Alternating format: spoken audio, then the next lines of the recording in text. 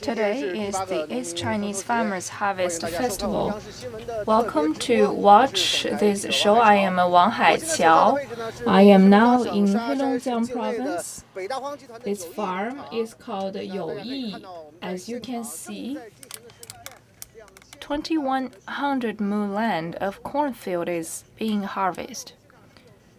There are 10 big machineries working together on this farmland.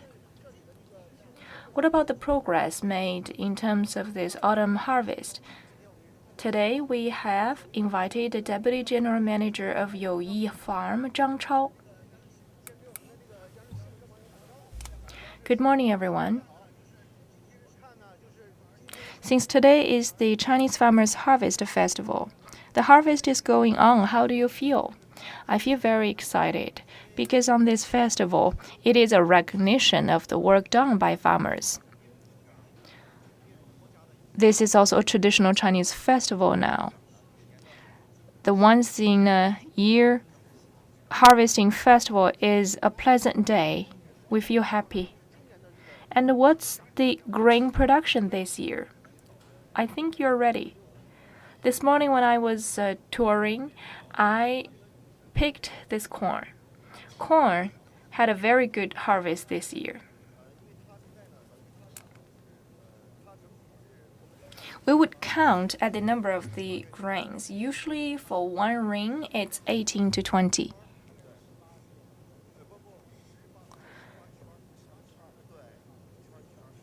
"18 rings. But if you count the column vertically, it's about 35 grains. Some big corn may have 20 rings. By rough estimate, it's gonna be about 1,800 jin. So pretty good output. This corn is big in size, yes, and it's long. 25 centimeters. Judging by the number of the columns and the length, we can count roughly the number of the grains. I just pinched it. And the water content is about 30%.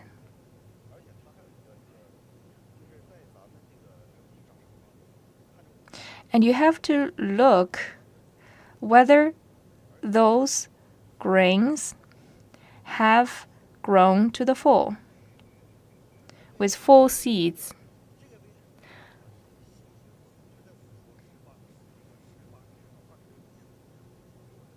If it's very thin,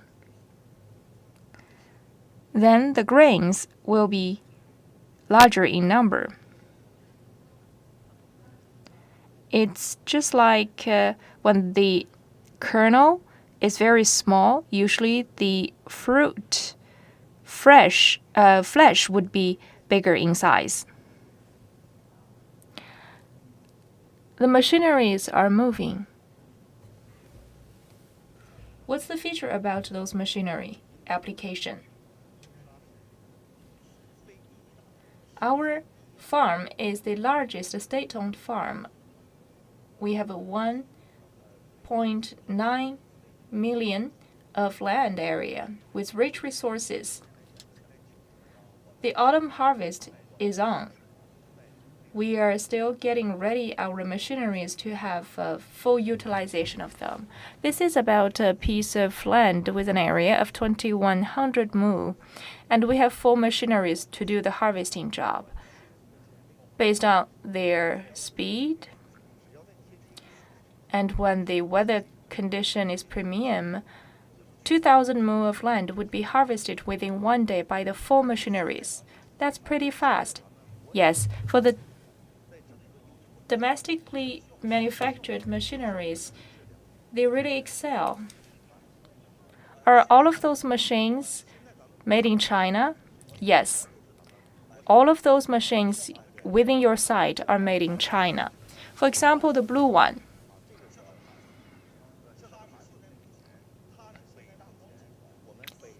It is now the independently developed, large-sized harvesting machine developed by Beida Huang Group. In different plots of land, this machine is able to harvest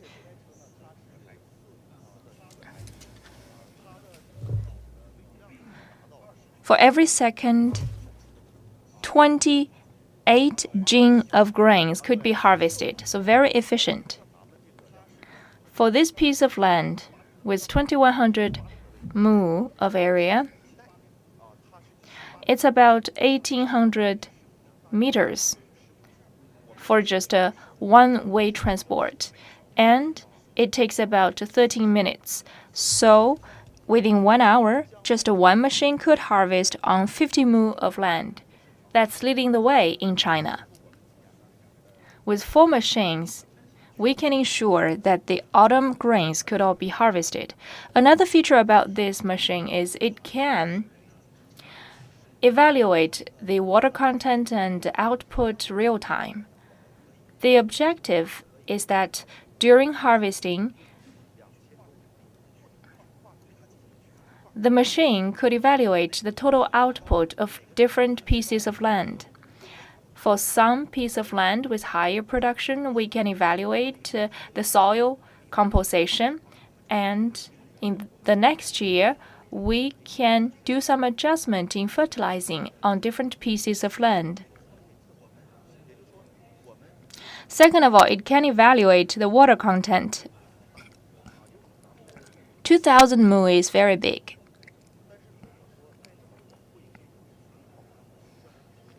If we can ensure that all of the corn would be just as the one I am holding, but that's not true because the nature will have an impact. So we have to assess water content to have an idea about which area has the biggest water content. Why water? Water is the biggest factor behind grain security. If the water content is too high, what's going to happen? It will go bad. For example, if we pile up those corns with higher water content, they would smell like alcohol. It's a brewing process. Yeah, that's about the wet and dry grains. If it's wet grain, it's easy to go bad. So it's a very important indicator. The lower the water content, the higher the sales price. So we can calculate the water content to improve the final efficiency. Another machine is parking there. And what's the feature about this machine?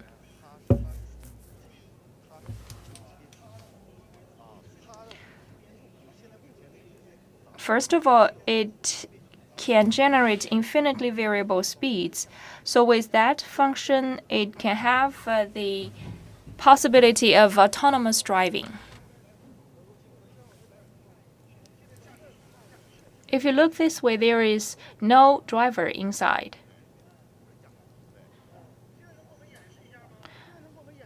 Can you show us how it drives on its own?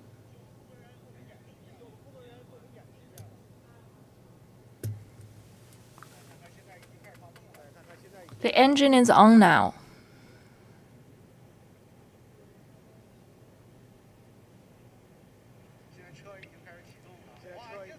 Now it moves. So this is about autonomous driving. It's already working now. When this machine is working, it moves very steadily. And also, it's tireless. It's iron and steel worker. So it can work 24/7. And look at the blue one. It's also a pickup truck with no man driving. Those two trucks can work together. One, it's full. It can call for the blue truck to help unload the grains from the red one. And also both of the trucks can work tirelessly 24/7. That saves manpower.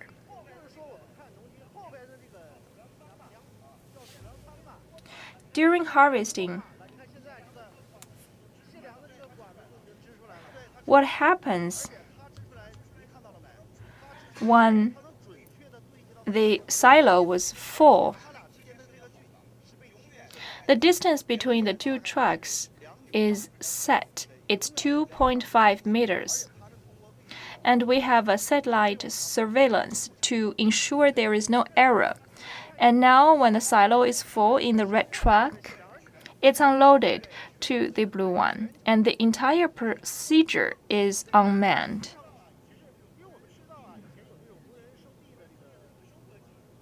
We used to hear about the unmanned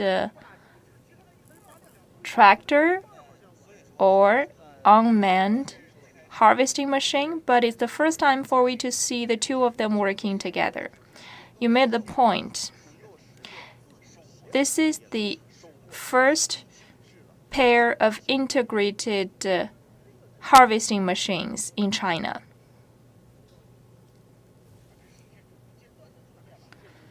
So the work can be done ceaselessly, and at the same time, autonomous driving is possible. Is that operational model representing the future? Yes, indeed. We talk about intelligent agriculture because we hope to add two wings to agriculture. Now, usually the farmers still toiling in the land are elderly people, and they are in poor physical conditions.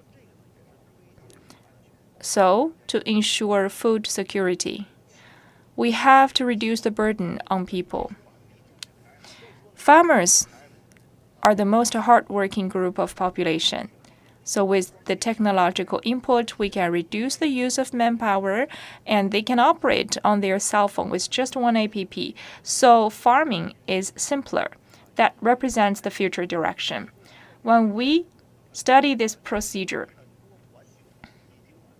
we had established a closed loop in many stages. The next step will focus on how to have fine management in order to pave the way for the yield improvement.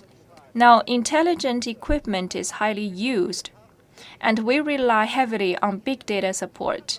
On the opposite of us, another truck was driving. It's like the brain.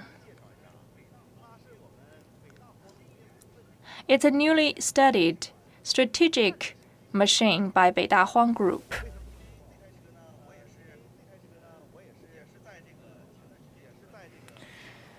During the parade on September the 3rd, we had an idea.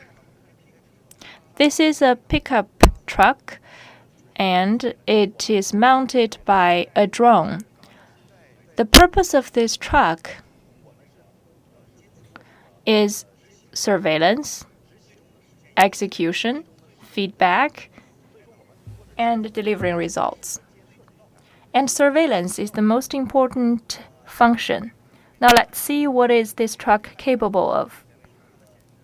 Let's look at this screen. This diagram is a satellite remote sensing image.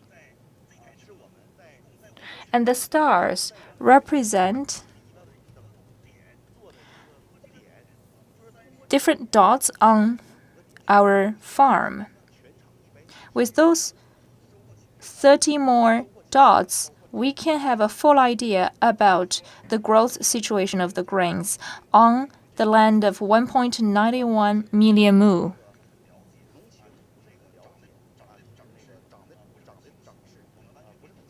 So with this, we can do more analysis.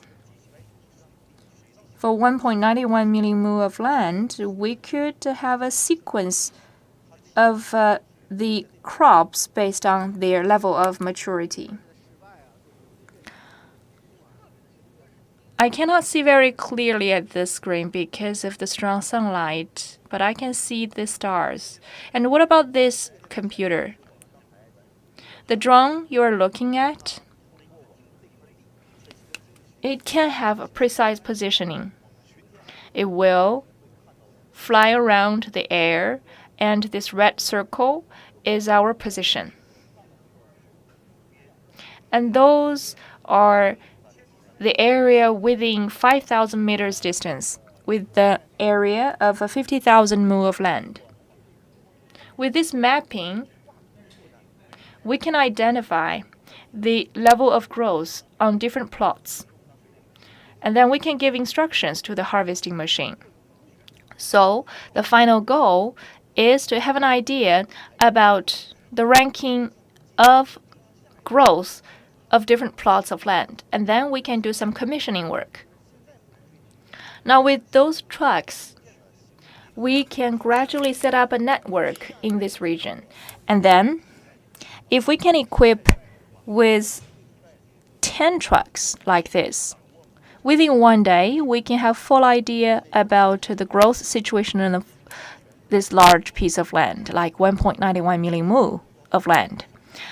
If you harvest too early, the water content is not ideal, but if you are too late, the corns would also go bad. So with this, we can get to the root of harvesting. Farming is completely different practice from before. Farmers don't have to toil on the land by themselves against the strong sunshine. And now farming is a cool thing. Based on the philosophy of agricultural development, the reason of developing smart agriculture is not only to standardize agricultural practices, but also have precise farming. With the digital management and control, the grain output could be growing steadily, and the final objective is for the farmers to reduce their cost and improve efficiency and quality. All of those efforts center on delivering better lives for farmers. Those already harvested land look different. I can see some straws piled up over here, and this piece of land has just been harvested. Look far ahead. It's also unmanned, so it can work tirelessly 24/7. It's a dump truck. So during the harvesting, it can work very closely with the others. And what's the result of turning up the soil by this truck?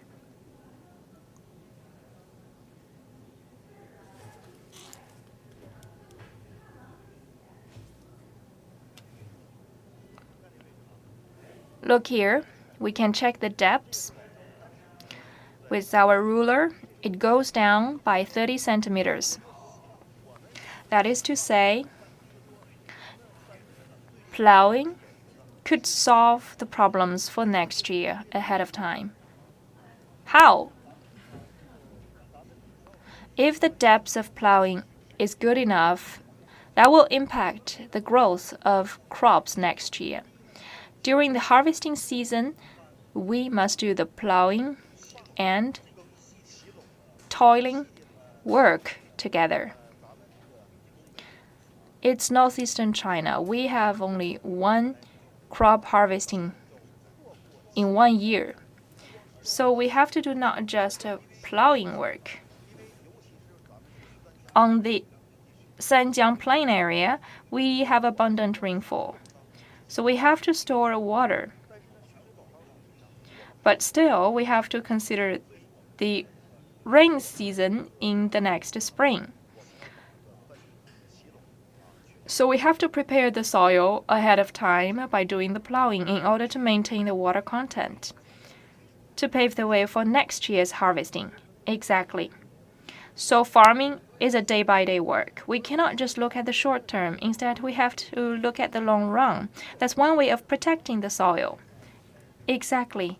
Speaking of protecting this black soil, now all of the machines are equipped with the spreaders. So the straws are thrown out onto the land.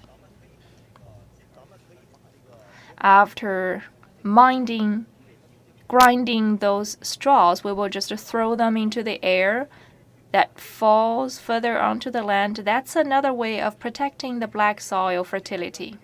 Thank you for your introduction. So we have seen the corn harvesting in Youyi farm, but actually today everywhere in China we can see harvesting seen. So please stay with us and let's continue to share the joy of harvesting. So that's all on my part.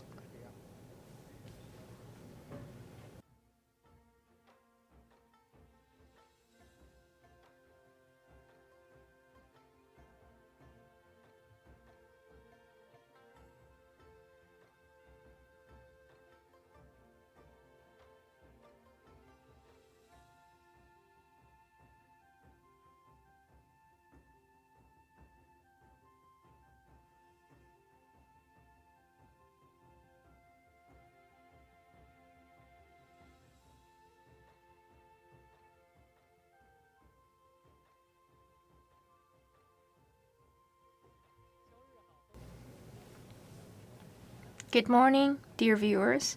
I am Mao Gang from CMG. Welcome to follow me to Huangli village in Jiangxi province. They are having the late autumn festival now. Behind me, those are different agricultural products. The colors are really top-of-mind. That's the stock feature of this festival. They would try to put those agriculture products under the sun.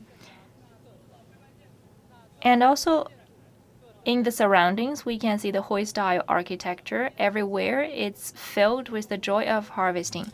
Today is the solar term of Autumnal Equinox. In addition to airing in the sun, we also have other activities specifically designed for this autumn. So let's explore together. We have invited Zhou Feifei to do the introduction. Hello everyone. I am the ambassador of Huangling village, Zhou Feifei, and together we are going to explore the activities in autumn. Those are different agricultural products in autumn. Could you please introduce the special features of airing in the autumn? In Huangling, such an activity is not just limited to autumn. The agricultural products harvested in 4 seasons could be dried in the air. So what's special about this festival? Some of them are stick together with a string, like a corn or peppers and pumpkins. The pumpkins are in different shades of orange, very colorful.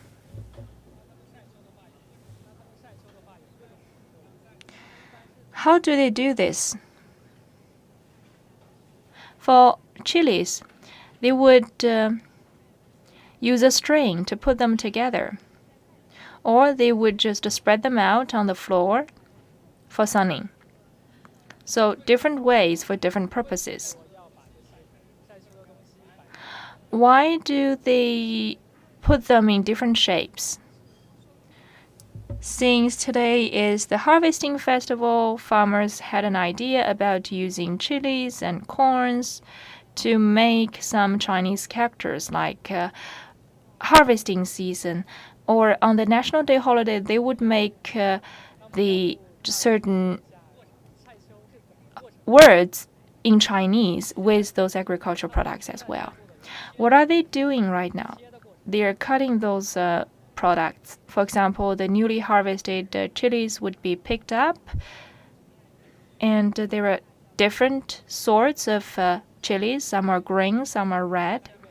And here are the corns. So newly harvested corns. What are they going to do with the corns?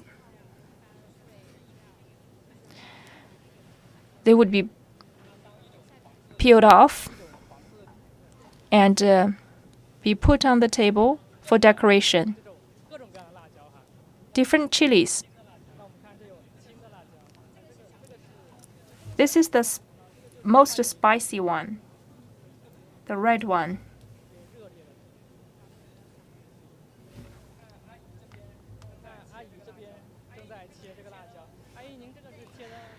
I see you're cutting the green chilies. What's the rule of cutting them? We have to tilt our knife when we cut them, and also pay attention to the thickness of the pieces of chilies in order for the chilies to be dried completely. And what's the use of those dried chilies? We can use them to cook fish and so on. What about the red chilies? They can also be used to cook fish or meat. Very delicious. How do you dry the smaller red chilies? They are dried as a whole. Is it spicy? Yes, very. So there are different ways of treating them for different chilies. What's the harvesting like this year? It's a bumper harvest. How do you feel? I'm very happy.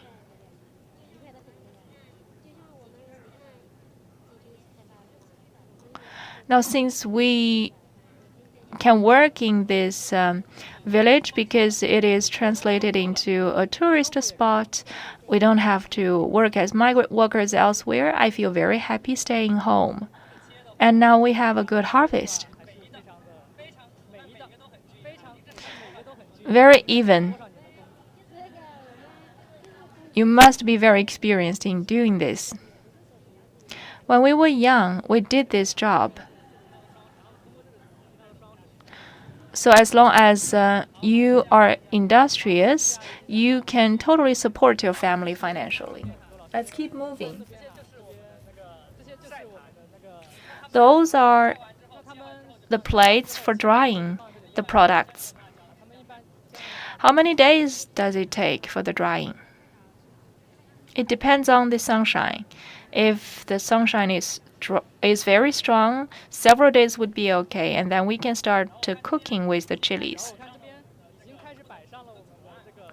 And also I can see the different words decorated by the corns and chilies. Yes, you can see the Chinese characters, meaning the harvest festival.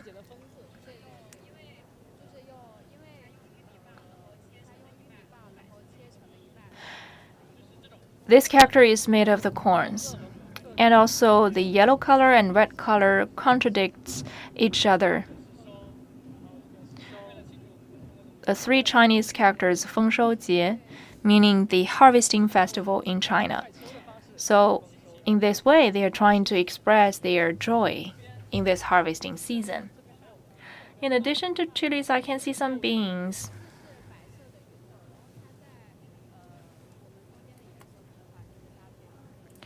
And that's the common beans, decorated by red color and green color, very beautiful. And in the surroundings, I can see the Hui-style architecture. Almost every household has put aside those plates for drying in their houses. And what's the inspiration behind this activity? Every family has to store some food to weather through the winter, so they prepared the bamboo, and then they dry their harvested crops in order to prepare for the winter. And in the winter time, they would also dry the bacon meat for the winter time. Pretty traditional. I know you have some other activities to offer. Could you please introduce about water fight?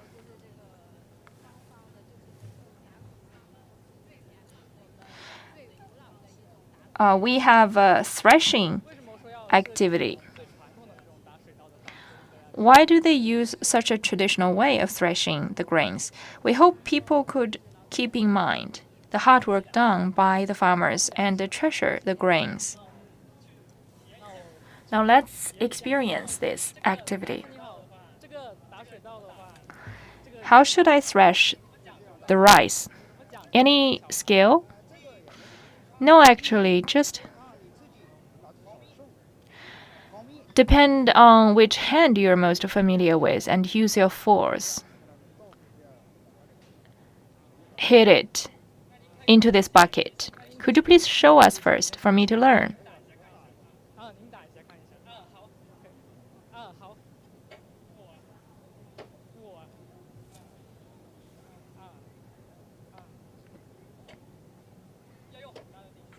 You must have used a lot of force. Yes, it's a physical task, and also it's skilled. You must skillfully use your strength in order for the rice grains to fall down.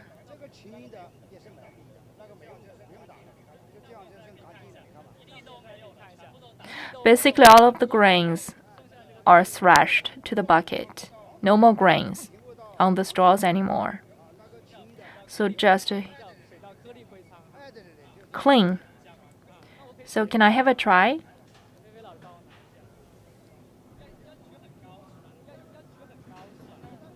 Do I have to hoist it very high? It depends on you.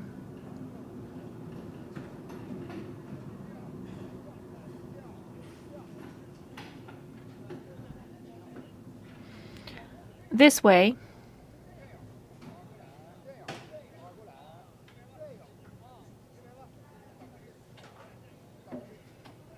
That's about right. I see the grains falling. Just like that. Shake it. And also swirl.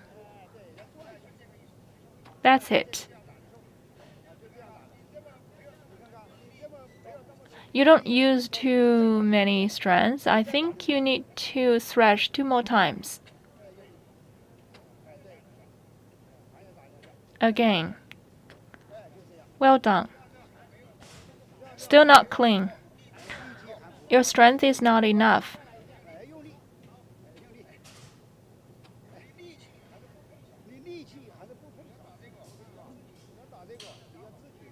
Stand here, hold it up, and hit.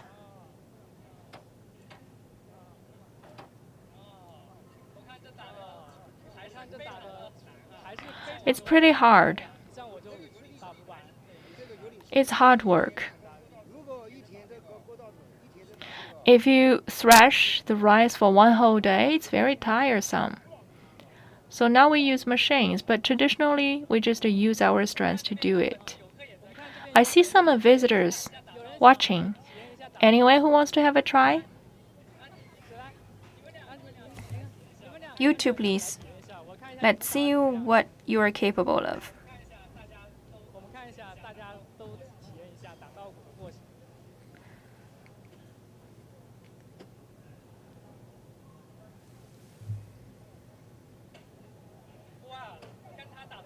Pretty good.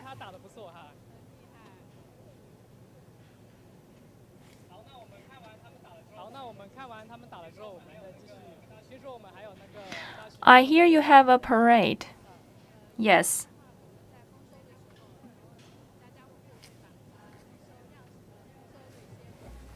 During the harvesting season, every household would take out their harvest for drying. And they would carry them to the plaza and parade till they come here. So I think they must be on their way now. Yes, we can meet them on the way. Do they take the plates? Yes. There are different teams. First of all, the ladies. The ladies would carry with the plates for a show. And then another team would carry the agriculture products with a pack basket. Because usually they live in the mountainous areas, they have to carry the pack basket when they want to transport the food. And the third team would use the transportation. For example, the handcart to carry the food to their home. So those are very traditional ways of transport, like a pack, basket, and handcart. Why do they show those transport means now? They hope their descendants could remember those traditional farming practices. I see. In this parade, they hope to compare the traditional ways of farming with the modern ones. The parade is still on their way, so let's wait a moment.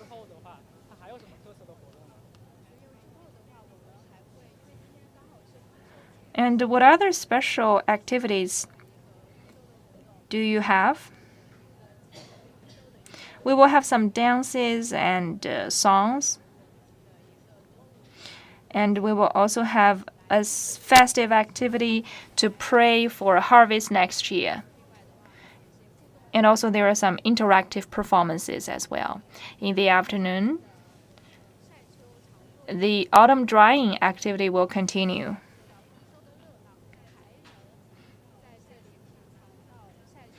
Later on, you could also taste the local food. There will be a feast cooked by the locals.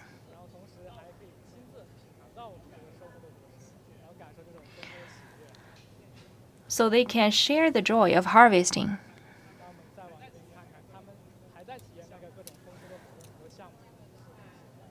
Many activities to offer.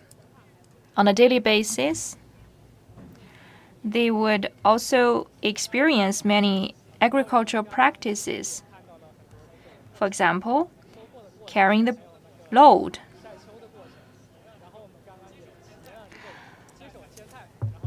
I just saw how they cut the food and how to dry them and to share the joy of harvesting. And I just saw how they thresh the rice. All of those enable us to learn how to treasure the grains to ensure the bumper harvest. So with the modernized farming practices, we are having more harvest in agriculture. I can see the locals beaming with joy on their faces, and thanks to the agriculture output development, we are moving towards a big agriculture country. Everyone is happy about it. So now that's all about the activities in Huangling village. Welcome to experience the drying of the harvest.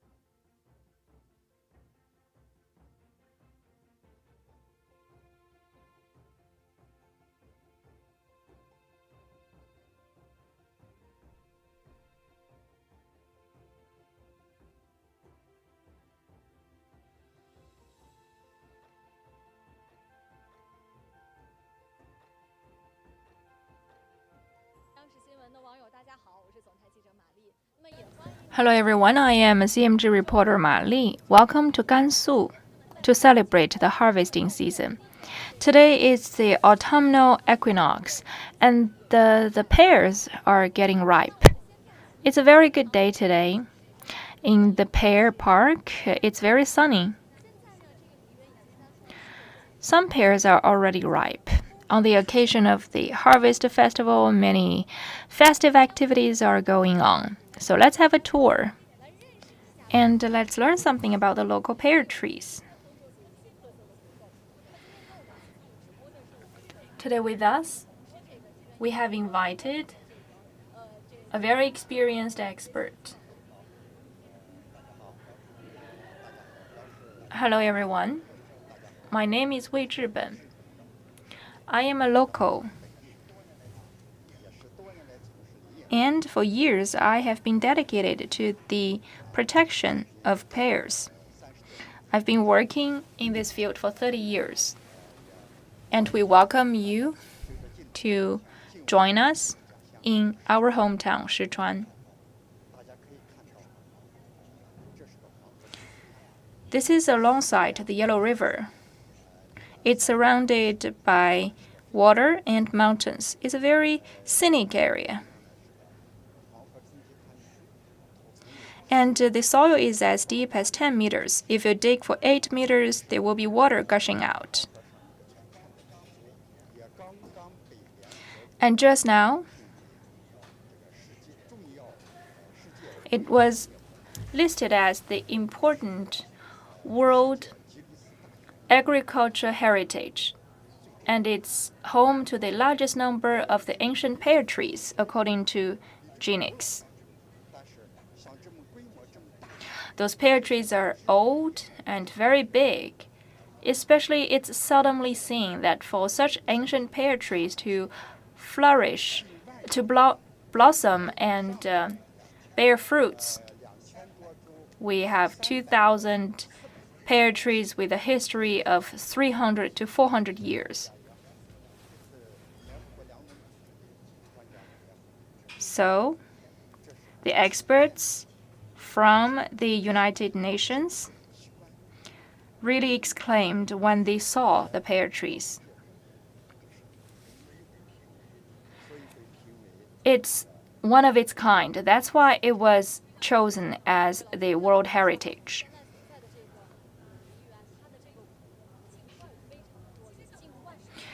As has been introduced, there are almost 10,000 ancient pear trees.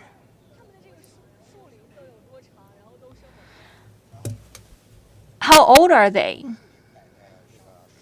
For the trees that have grown over 100 years, we have almost 10,000 of them.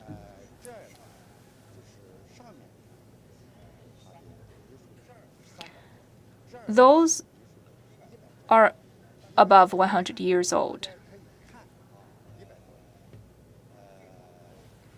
Pretty ancient.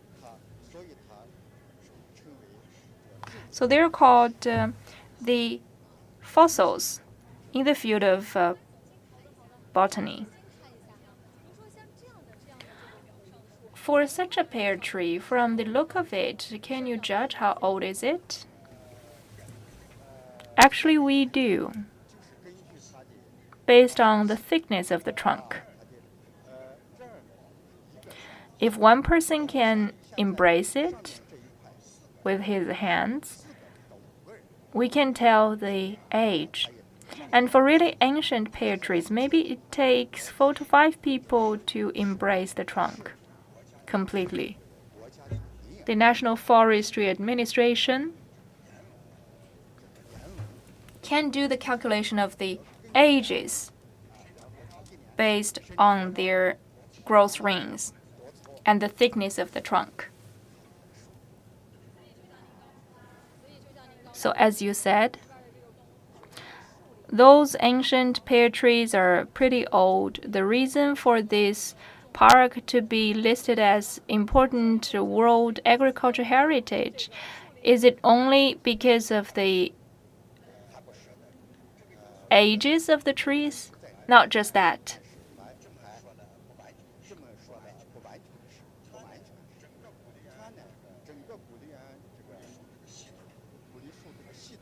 For ancient pear trees,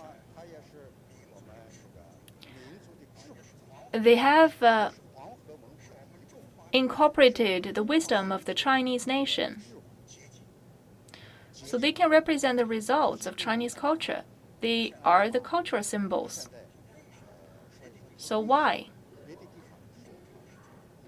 Why are our pear trees so old? We adopted some ancient growing methods and management methods. Let's take a look.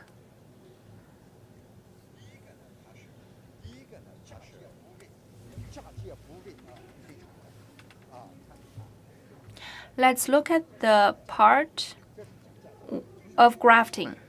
It's pretty high. When the grafting position is high, the tree is prone to grow longer. It's about 10 centimeters. Usually for the trees, so they are easy to survive. That will generate a good economic benefit. But if the grafting position is higher than 10 centimeters, it's harder for them to survive. But one good thing about high grafting is we can protect the trees from infection. There might be wounds down below with the flooding of the water, so trees could easily get sick. So it's like cancer of the trees, almost inevitable, but high position of grafting would avoid it. That's why the trees can grow to several hundred years. That's the secret. Secondly, look at the bark.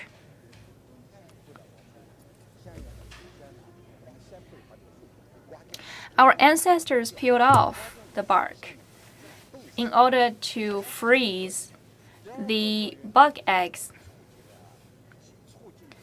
And that could also foster the trees to renew themselves.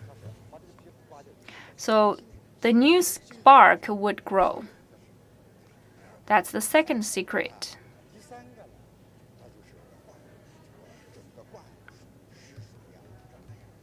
And during irrigation, we used organic fertilizers, like the feces.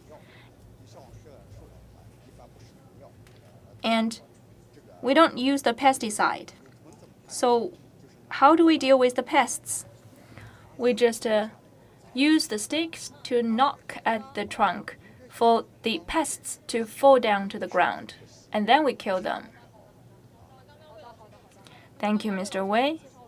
You have introduced a lot about the pear trees, the reason that this area is protected agricultural heritage are due to several reasons.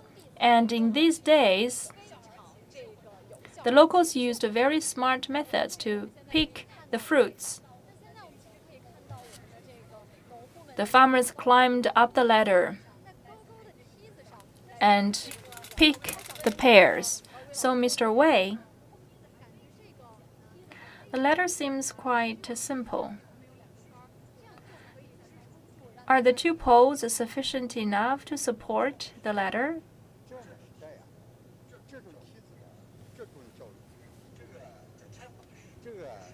This is the scaling ladder. It's also a provincial level intangible cultural heritage.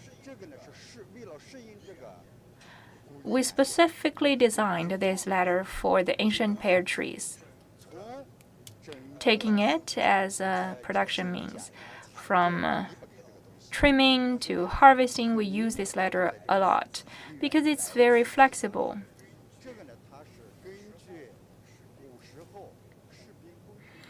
And it was developed with the inspiration of the ancient soldiers. In ancient times, when in the battlefield, the soldiers would climb up this kind of ladder with some other soldiers holding and pushing the ladder below.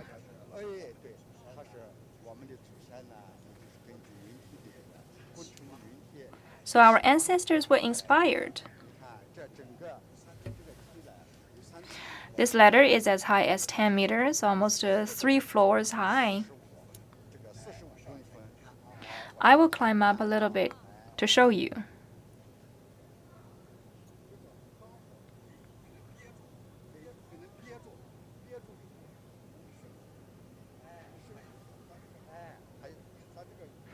This is like a stabilizer. Your two hands are very busy. What about safety? You have to stick very close to the sticks. It's very stable. And you can reach out with your hands. So the height makes it very easy for men to fix their legs. I see. And the ladder seems very stable, but I know that dismantling and assembly are quite easy too. So they're very flexible for adjustment.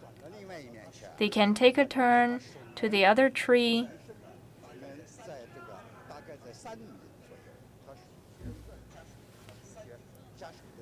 Basically, within 3 meters distance, they can reach out.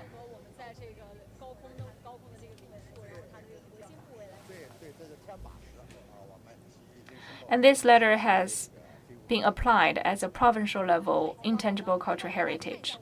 Now let's look at the harvest. Those are the newly picked pears, also a specialty locally. What's the name of it? It's very famous. It's called the fragrant pears.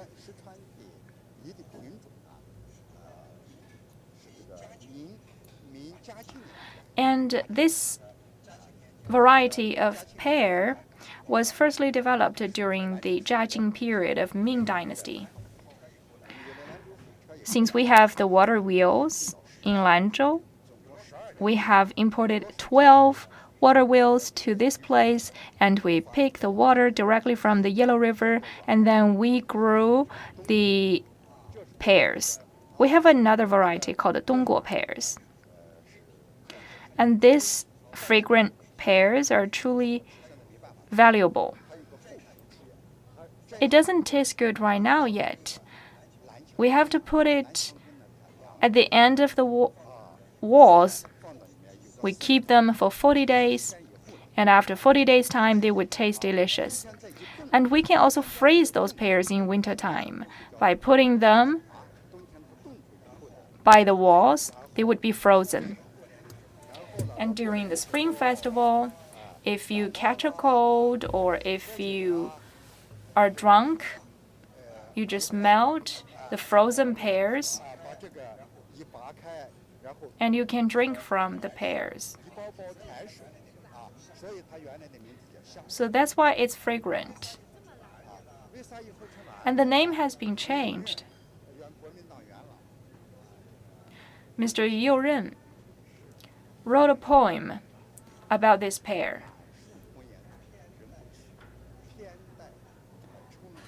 Talking about how this kind of pear has grown mature and ripe in springtime.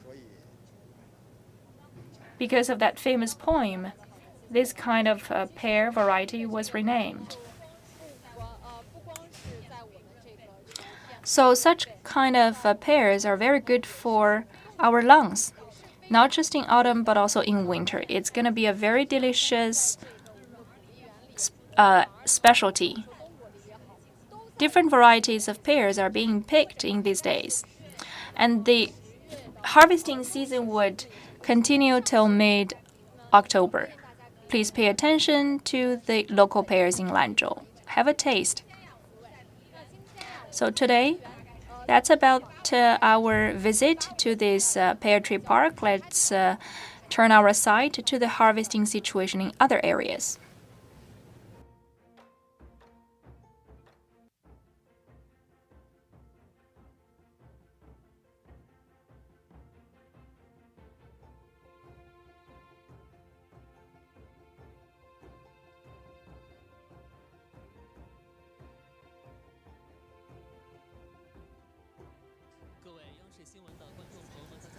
Morning, everyone. My name is Wang Yiding.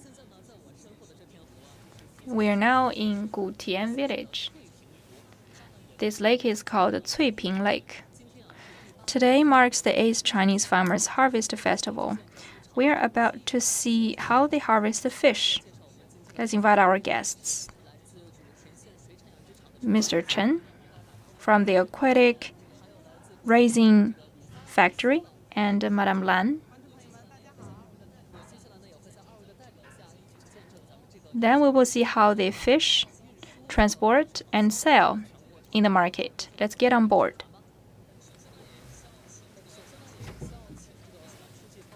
First of all, Mr. Lan, could you please introduce to us about the situation in Cuiping Lake? What's the size and what are the fish varieties? Total area is about 37.1 square kilometers. There are 36 islands. In this lake, the main variety of fish are chops.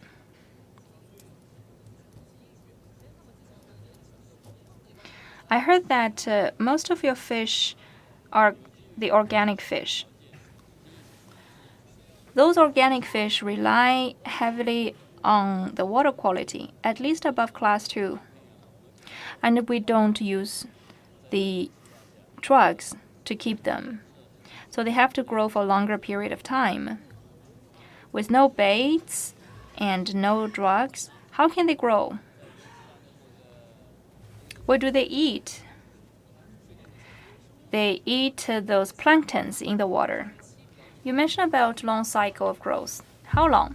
3 to 4 years. That is to say, the fish we're gonna catch were actually put into the water 3 to 4 years ago. Yes. And what fish are we aiming at today? Mainly the tilapia. So what's going to happen for the fishing? How much weight do we have to fish? And what are the criteria of fishing? We fish twice a year in Cuiping Lake.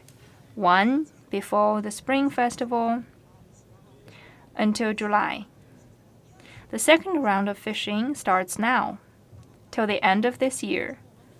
Every time, we fish about 2 million jin of fish.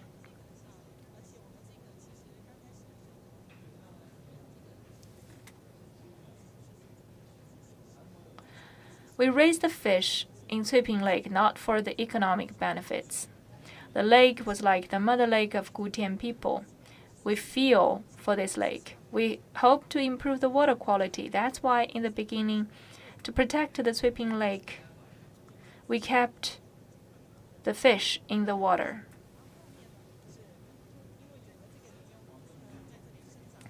Then because of the fish, water quality was improved. Our people are very smart. They fished and they found the fish very delicious. So the fish soup was a very famous dish. The fish tastes sweet and sour at the same time, with quite strong flavor. So in the beginning, you were inspired by cleaning the water, yes, and then the economic benefits follow. That's a very good example of turning green to gold. It brings about a good income to the local farmers. Through ecological protection, there are some financial returns. So we share the dividends of ecological protection. I am curious. In our camera, we can see the fish net circling an area. So what's your fishing model like? We chase the fish from the upstream to the downstream. And also we block the water into different areas. So from a distance, we can see some fishing boats. You use the fishing boats to chase the fish until they swim to the circled area. Yes, that's right. Now let's take a closer look at this encircled area. How many fish are there in this area? What's the weight? Maybe 10,000 jin. So in the remaining time, we will keep chasing the fish to the circled area. And what's your estimate of the harvest this time? Maybe 70 to 80,000 jin. We're by the side of the fishing net. We will see how they lift up the net. How does it go? We just hold up the net on both ends. Now let's start.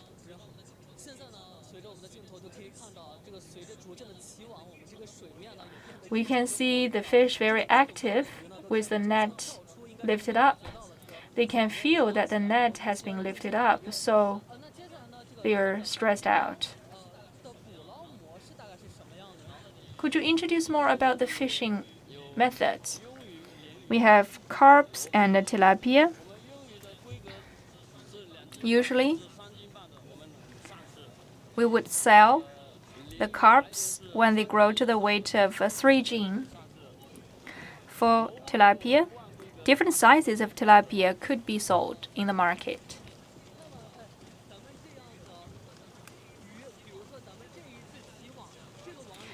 What about the weight of this net? Over 10,000 jin.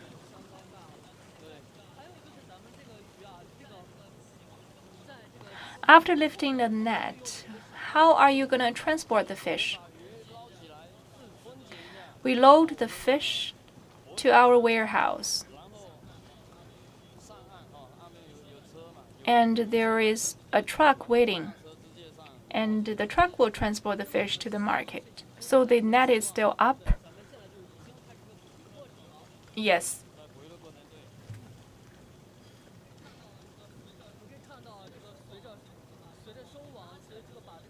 With the net going up, the fish leaps up very high. Some of them even leap to the boats. Madam Lan,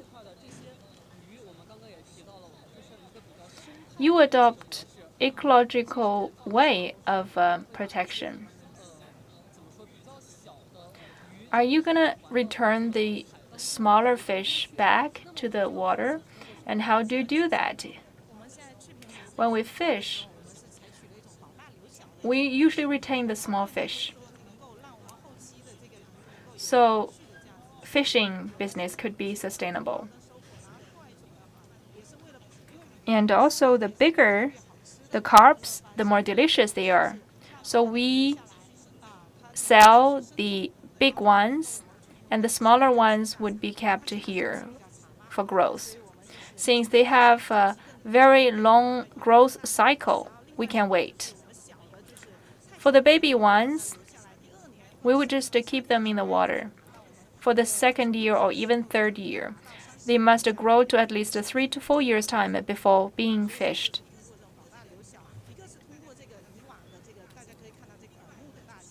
You can see the holes in the net. That's about our definition of the size of the fish. If they're too small, we would return them back to the water. So the bigger, the more delicious. What are the usually cooking methods of the fish? First, for the tilapia, we have 2 ways. We can fry them piece by piece. They would turn yellow, very crispy. The second way is to slice the tilapia and then together with the skin of the fish, and we mix the fish meat with starch to cook together. I can see that you really know a lot about the fish. For example, you mentioned about the fish balls. They're very popular among different people. Carps could be cooked into soup. Fish soup is also a specialty in Gutian.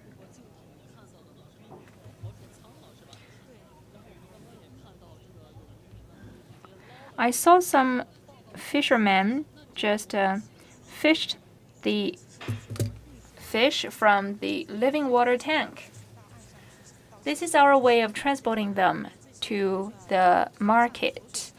The living water tank can ensure fish could breathe freely in the water, so when they come to the market, they are still very fresh. Before we come, some fish are already caught to the living water tank. They will continue fishing. Later on, we are going to sail to the bank for transportation. They will arrive at the market maybe by the noontime.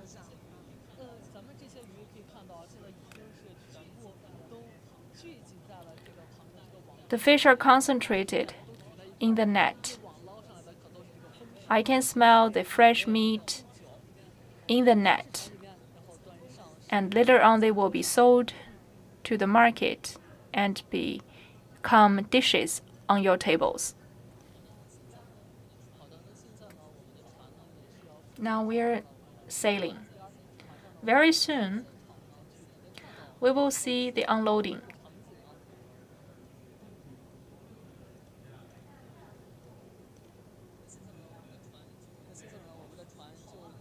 We're sailing slowly to the bank. We're gonna get off the boat to see the loading and unloading of the fish and how the fish is transported to the market. Now they are catching the fish from the water tank.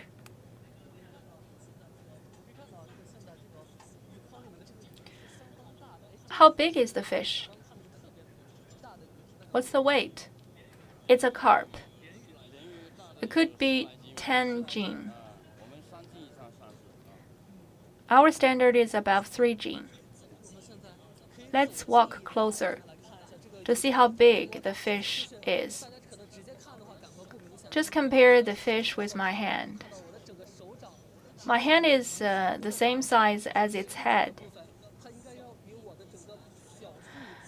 The length of the fish is bigger than that of my lower arm.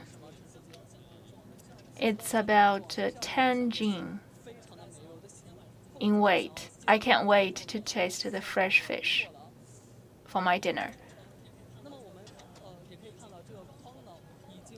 The basket is filled with fish, and now the fish are sent to the truck.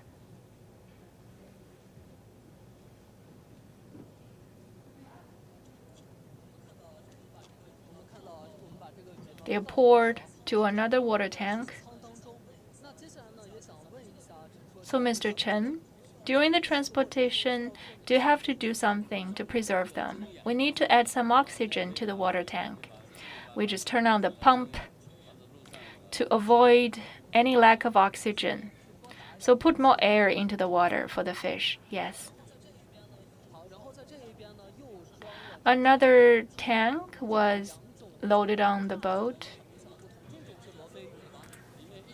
The fish seems to be in different sizes from the previous one. They contain tilapia, much smaller than the previous basket. Is that because of different varieties? Species? Yes. A full basket of fish. Fish is ready for transport. They're gonna head to the agriculture market.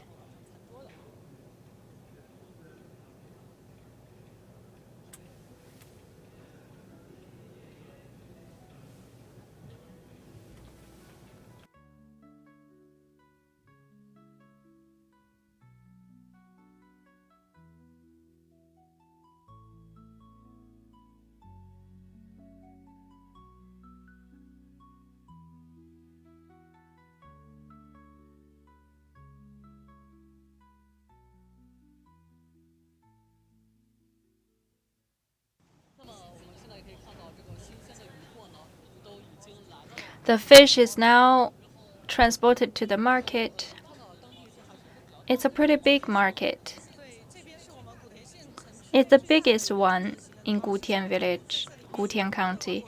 Fruits, vegetables, fish, fresh fish are sold here. You can take a look.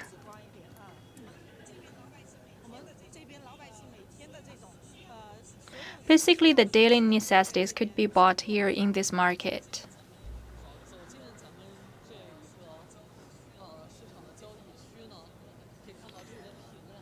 A lot of offerings in the market. Seafood and meat. Is this the most frequented market for people? Yes. Could you teach us how to choose the best fish? How do we judge if the fish is fresh or not?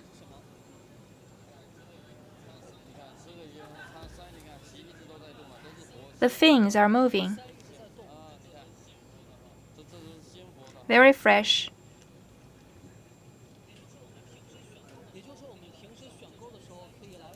So we can look at the gills of the fish. If the gills are moving, that means they're very active. And the eyes are shining. It's red inside. The eyes are sparkling.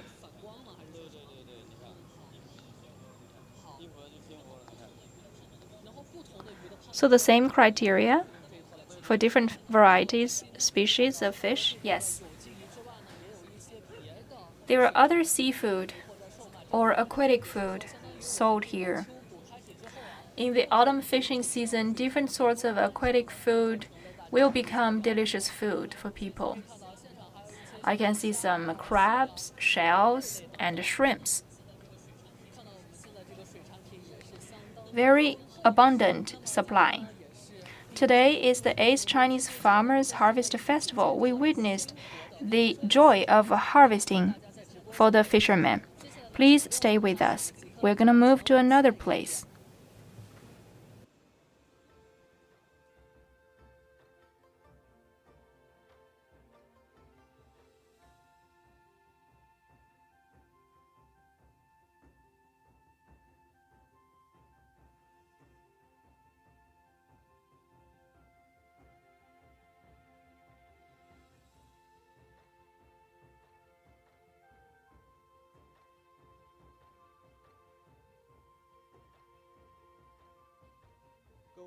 Hello everyone. We are now in Shanxi Jinleng County. Shanxi is home to grains. Different municipalities have their own grains. We are now in Jinle County.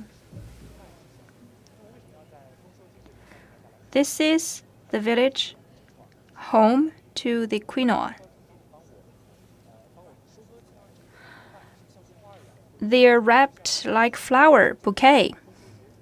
That's the romance of the harvesting festival. So from this bouquet, we can tell that quinoa is a beautiful plant. And this field is very colorful because the quinoa, when going ripe, they show different colors. Some are in purple, some are in pink. So they are like a beautiful painting spread out on the land. But today, it's a pity that it's very cloudy.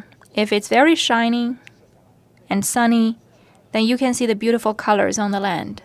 Speaking of the quinoa, some people might not be familiar with it. They usually occur in the salad. But in recent days, we learned that quinoa is very nutritious, and there are different ways of eating them.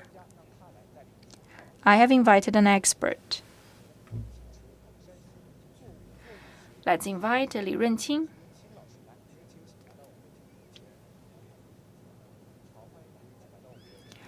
Welcome, Mr. Li.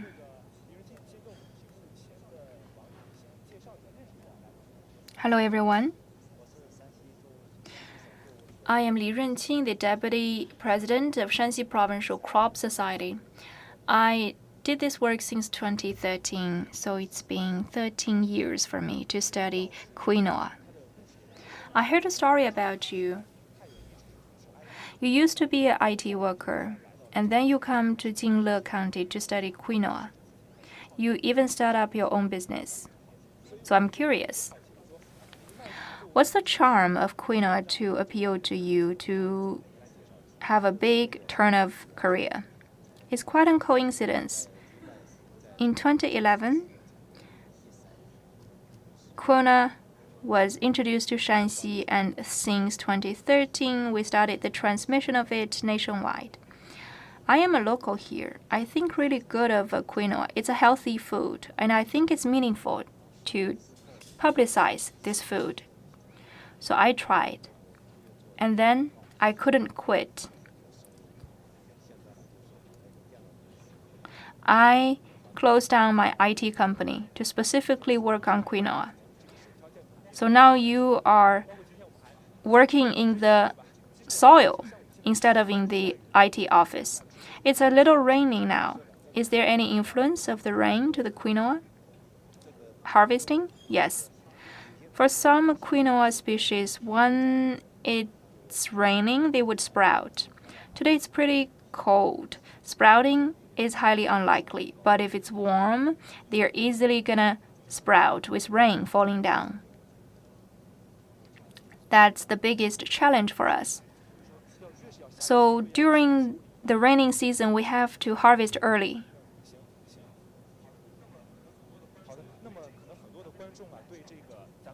We know how the quinoa looks, but we didn't see the plants. Let's take a closer look at the plants.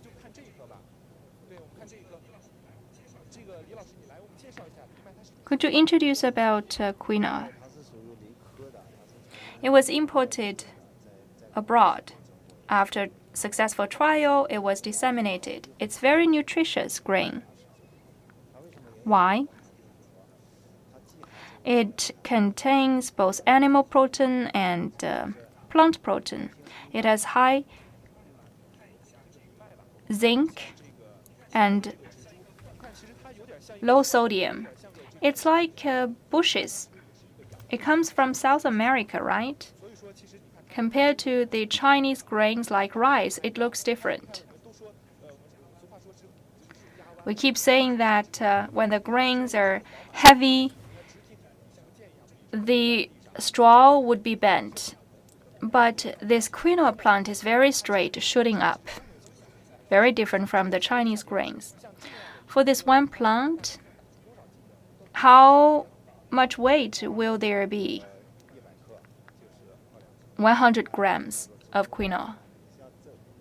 For the big plant, for example, 100 grams of quinoa grains. Okay.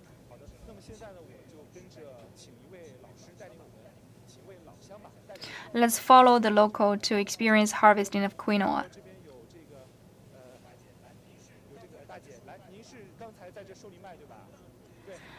Hello there. Can I use your knife? I want to have a try at harvesting. Could you please show me first?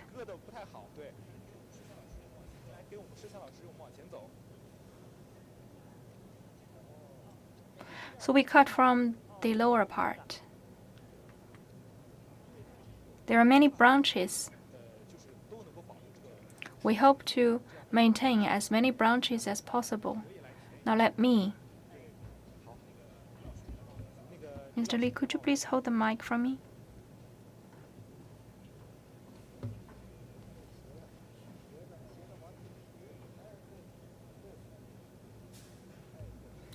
Not very hard.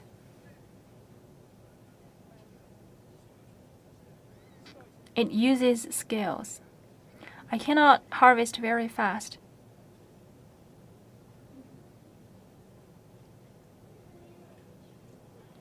It feels different to harvest the quinoa in the rains. I think that's about it. I want to show the quinoa to our viewers. I know it's hard for the farmers to harvest in the rain.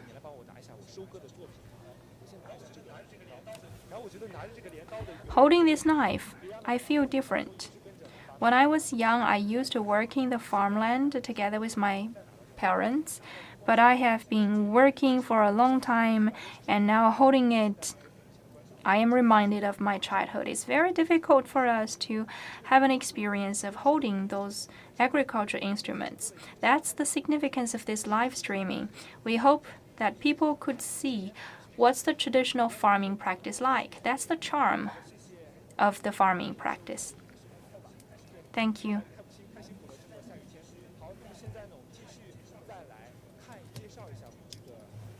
Let's introduce more about quinoa.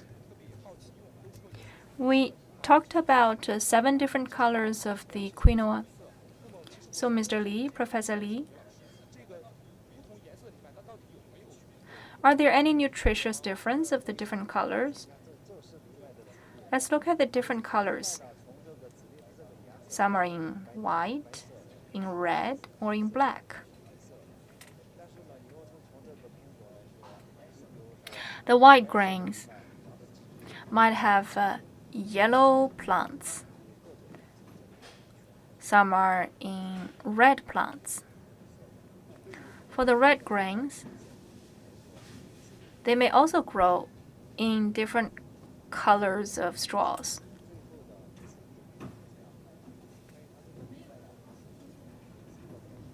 Let's look at the shape of the quinoa. They're flat, just like the pills.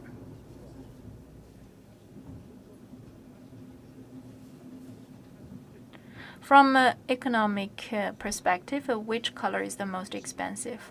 The black and the red ones. The darker the color, the higher the content of protein.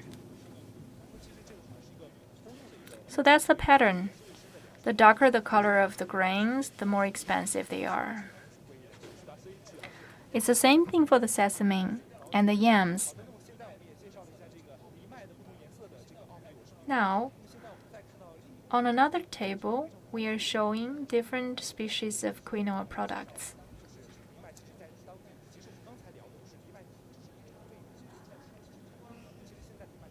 The quinoa could take different forms. They could be cooked in porridges or in vinegar, alcohol, and so on. So quinoa may not be just the staple food.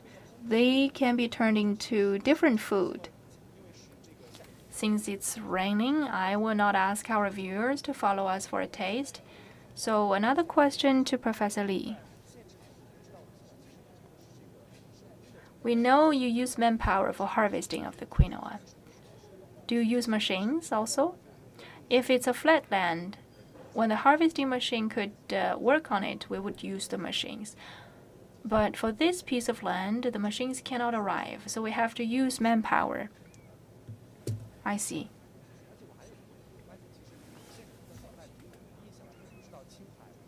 Qinghai and Tibet grow quinoa as well, but these plants I see are quite short. Are they special species? Yes, we specially cultivate and breed these species.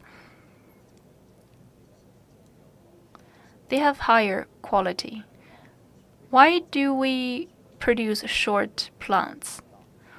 They could breed more grains. When they receive the raindrops, the grains would grow bigger. And if the grains are big and heavy, there may be the issue of lodging when the straws are very high. So we grow short straws. So they are adaptive to local conditions. Thank you, Professor Li, for your professional introduction. Please protect yourself from the rain now. Now let's take a last look at the bouquet of quinoa.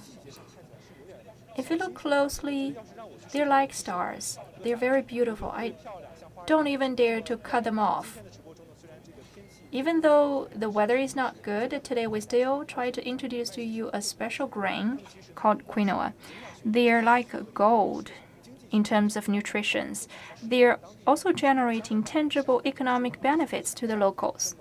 We hope that in the future, with more species grown, we may be able to see the harvesting of quinoa in southern China.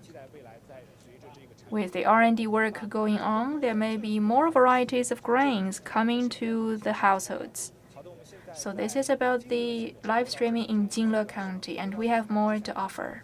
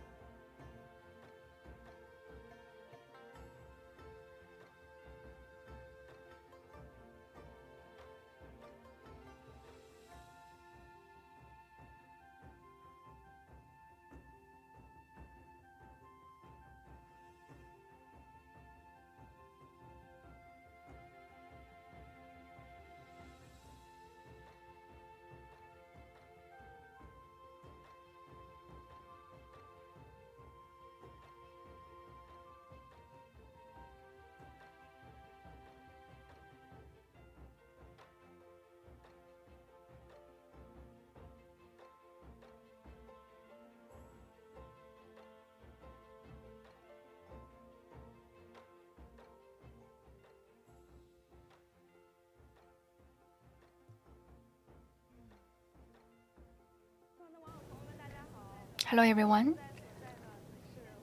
I am now in Honghu Lake. Behind me we could see the lotus flowers and the leaves. Today we are gonna experience how do we harvest the lotus roots. Welcome, Mr. Zhang. My name is Zhang Xianzhong. It's my pleasure to share with everyone about how do we harvest the lotus roots. So let's cut the chase. Be mindful. Just to follow my steps. The mud is pretty deep.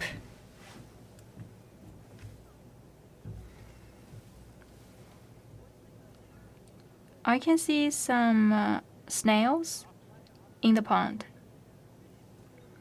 The mud is about 30 to 50 centimeters deep, basically above my knee, and the lotus roots grow at that depth. Some shells and snails are floating on the surface of the water. That's normal. We have to look for the lotus leaves first.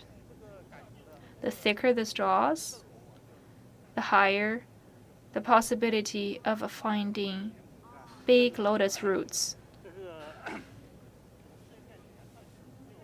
We work together with Wuhan Municipal Agriculture Research Academy.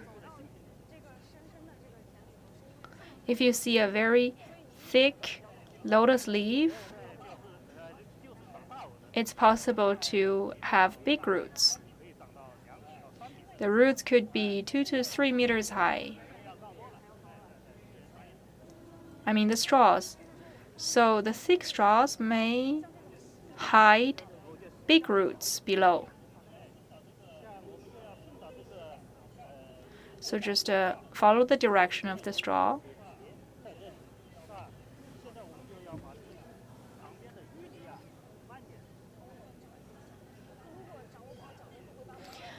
If you're careless, it's easy to just snap the roots.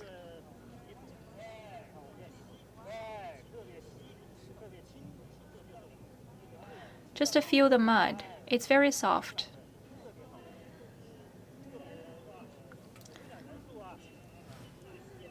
It contains a lot of iron and zinc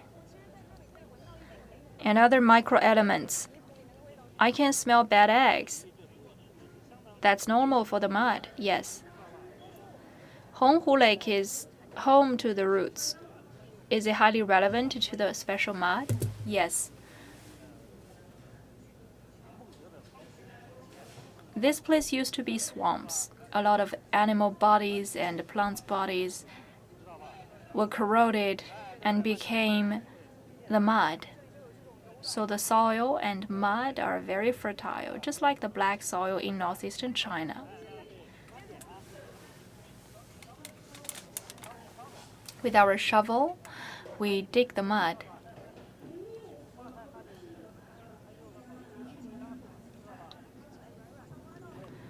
I think I got some.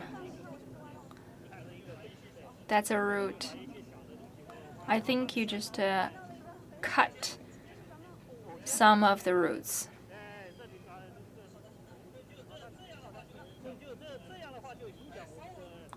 That will influence the market price.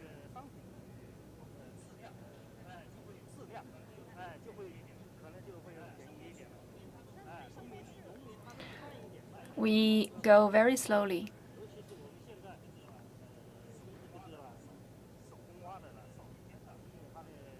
We don't use manpower so much. One person may dig 100 to 200 jin every day.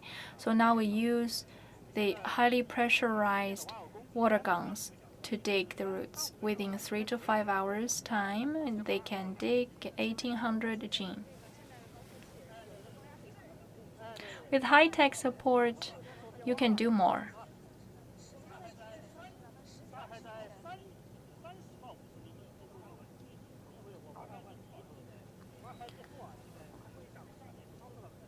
We are now separating the mud from the roots. I see a root. It's raw.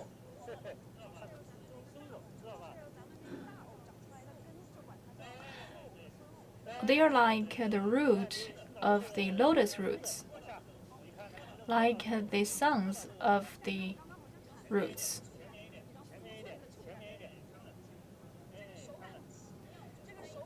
Try to feel the roots in the mud. If you feel something hard, that's the lotus roots. I feel nothing here around me. Go forward.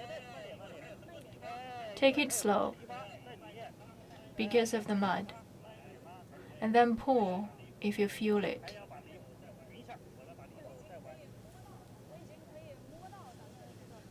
I can feel the roots.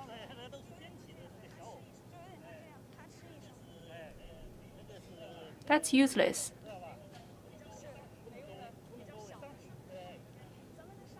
They cannot be sold.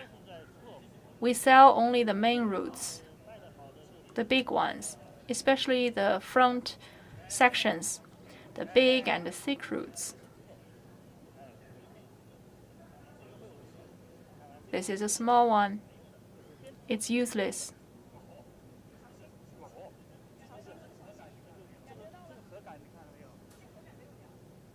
This straw must be as high as 2 meters.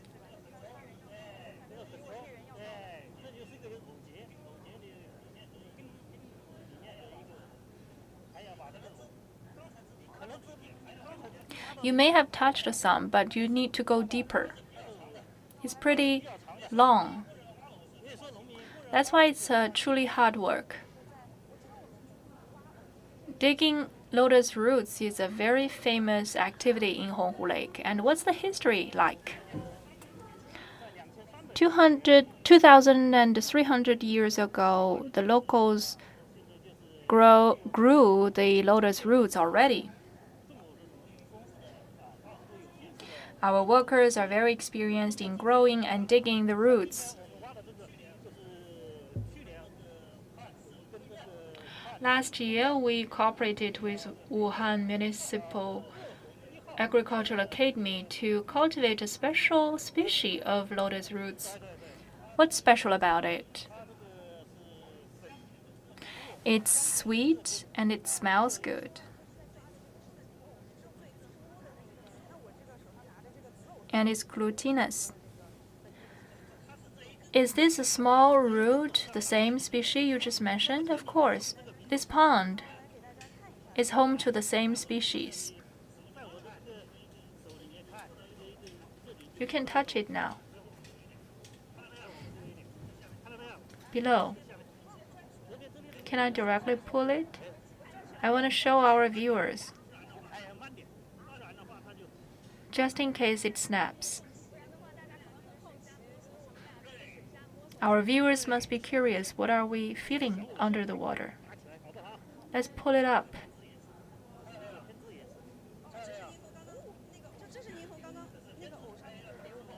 It's still not the main root. Interestingly, if we clean up the roots, the lotus roots can float in water. Is that because of the hollow holes of the roots? Yes.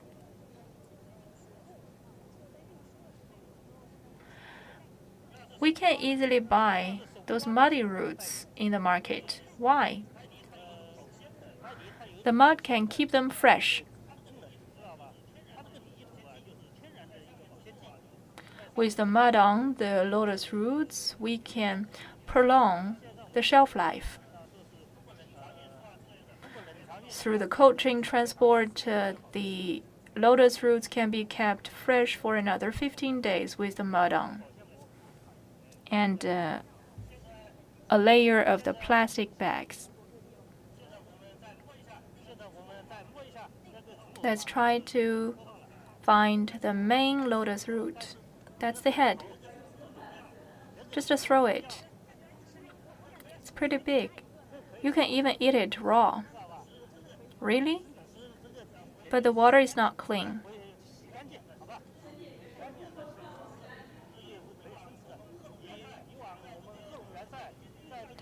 During the wartime, General He feed on the lotus roots in the pond. So food was not a problem during the battle. Lotus roots have a high content of starch. They can be taken as staple food.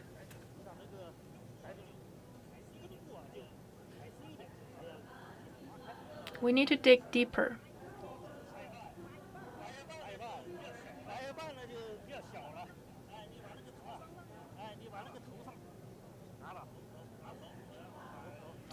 Hold the head of the roots. It takes us about 5 to 10 minutes to dig it. Yes, usually it takes 20 minutes to dig one. That's it. That's a typical lotus roots. Usually one of the root is 20 centimeters. They're evenly distributed. This one is the best. This one could be eaten raw. And also the one in my hand can be eaten raw, yes. But we cannot sell them in the market. So the quality and the flavor are not so good as the main roots. It's pretty big. Why the third section is the best quality root? Because of nutrition? The third section is longer, but for the end, it's called the tail. So this is the belly of the roots, the main body. You can use the front section to slice it, but you cannot cook it to soup. And what's next after harvesting? We have a fishing boat. We put the lotus roots in the boat and carry them to the factories for the processing, like packaging, deep processing, slicing, to cook soup. For the broken sections, just take a breath. It's really hard work to dig such a long lotus root.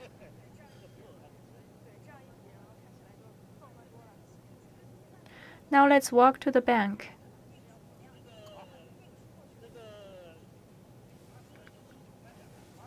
Be careful. Let's see what else can we do. Is it crispy or glutinous? We have both of them. We have the purple colored ones and pink ones.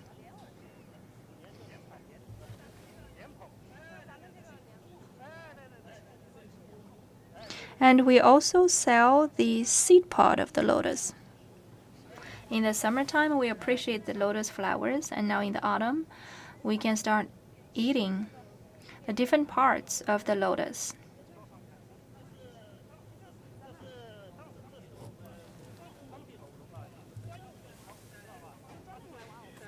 The spade is specially designed for digging lotus roots. Do we have to tilt it?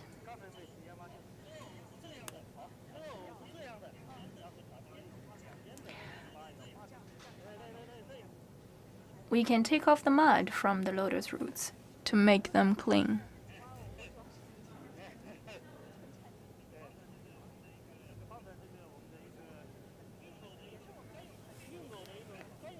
We put them in this tool so they will not be further broken.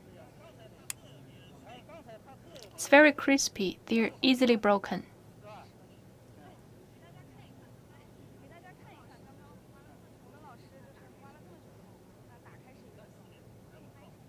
Can we snap it?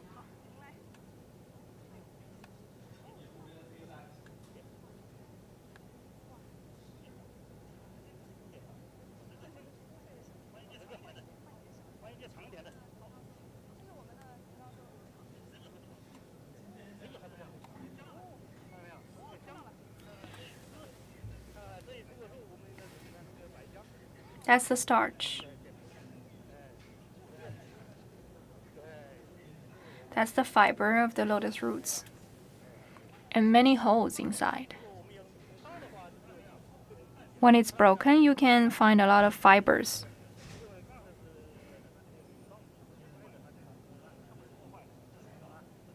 That's the pink lotus root. It must taste very delicious in a soup. You just told me that in the lifetime of a lotus root, they're always taken as treasures. In the springtime, we can eat the lotus roots, and in the summertime, we eat the seed pods. And in the wintertime, when the lotus flowers withered, the lotus roots are still staying below. So what is the best season for eating lotus roots?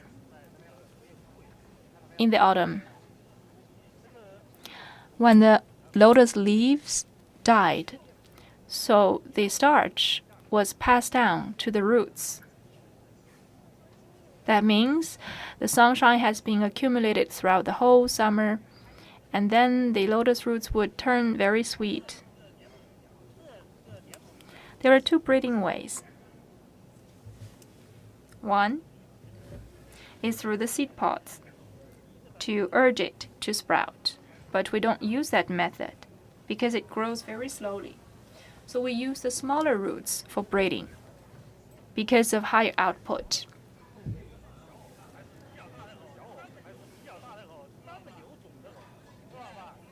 Those premium seeds would be preserved. In the wintertime, we dry them so as to be sweet, and we fertilize the seeds, and in the next year, we breed with those smaller roots. Those are some newly picked lotus flowers and the pods. Why do you need the already dead pods? They're very nutritious. You can cook with the lotus seeds. Why not the green ones? They're not in the premium nutritious condition. You can eat the lotus seeds.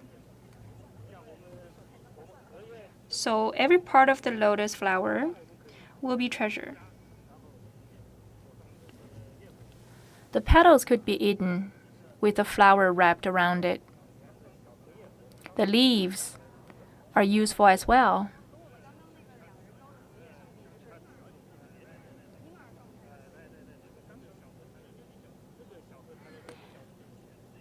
We can just slice the leaves and cook it with eggs. Very delicious.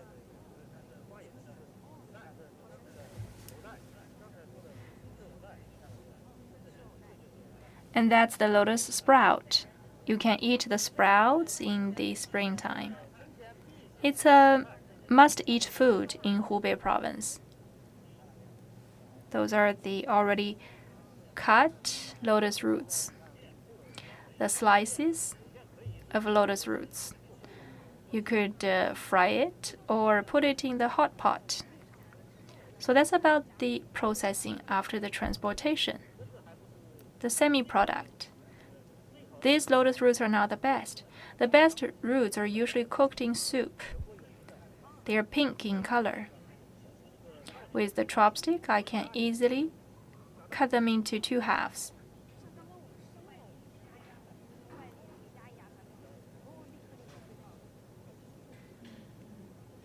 And that's the soup cooked with the pink lotus roots.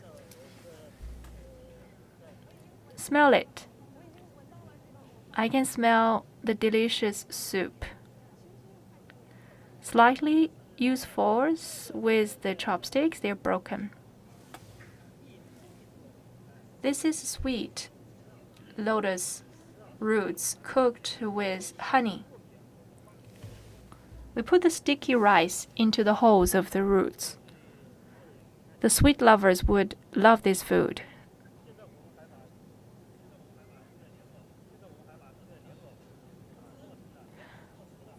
The lotus seeds could also be made into the juice.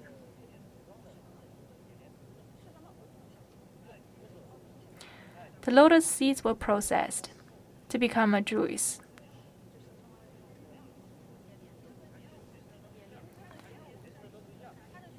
So one is made with the seeds, the other is made with the lotus roots. This is the lotus seeds. I've drank this flavor when I was young, when the lotus seeds were cooked in the soup. And on the right hand of mine, that's the lotus roots juice. Very fresh. It tastes like traditional Chinese medicine. Very healthy beverage. Very well sold. If you don't tell me, I would never tell that it's made of the lotus roots. We have developed many products. The instant sliced lotus roots, for example. We also have some health supplements.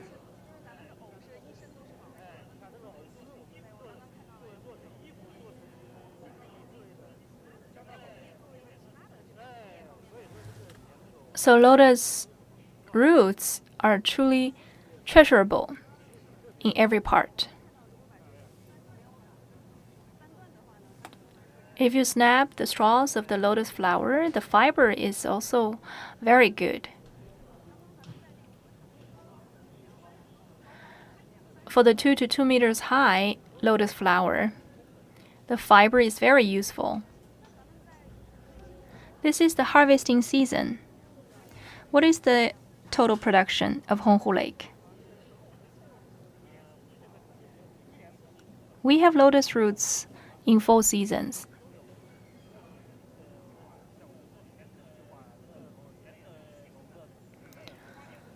We have different lotus flowers. We can appreciate the flowers in the park, and then we can sell the lotus seeds and the lotus roots. We have pink and crispy lotus roots. After the autumn season, we usually harvest the pink lotus roots. Those are the combination of the lotus roots with the lotus flowers.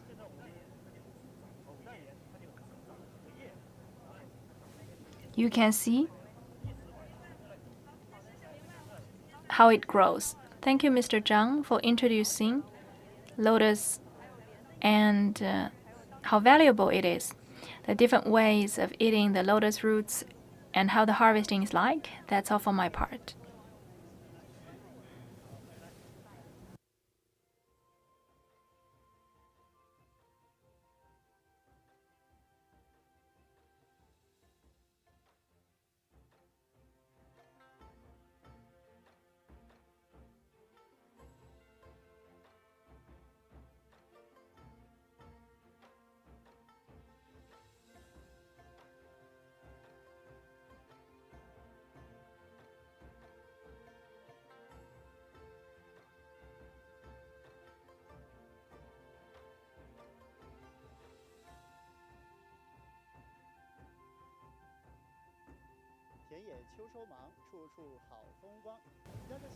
Hello everyone, I am Dao Zhinan, CMG reporter. We are now in Pu'er, Ximeng County in Yunnan Province. I am wearing the local costumes of a Wa ethnicity, and we have a guest. She will take us to experience the harvesting festival. Dear friends, hello.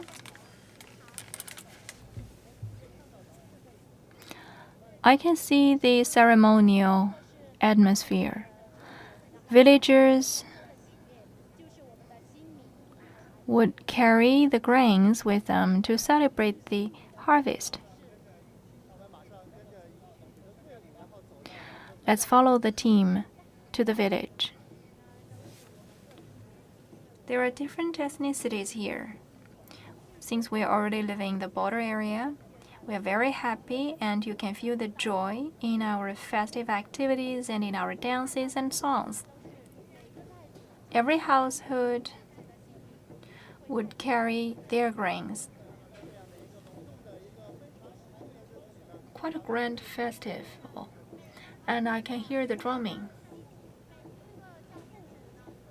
This drum is very unique. In a solemn ceremony, we would hit the drum.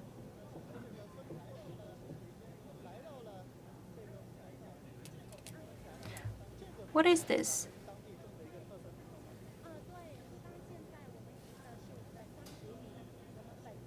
This is local specialty.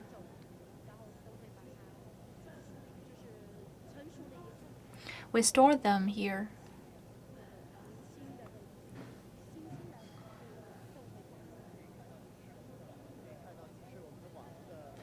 The Wa ethnicity is moderating a ceremony.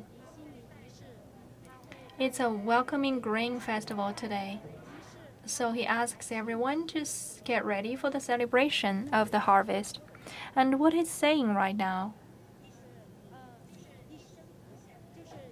He says that with the first sound of the drum, that signals a good harvest for the next year.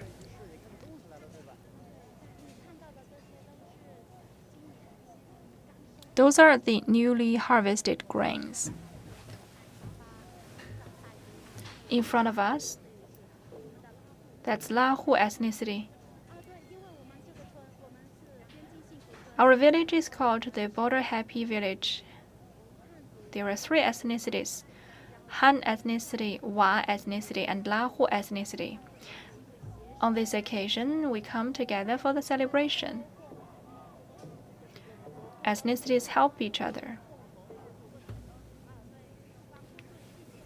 Together, we celebrate the festival.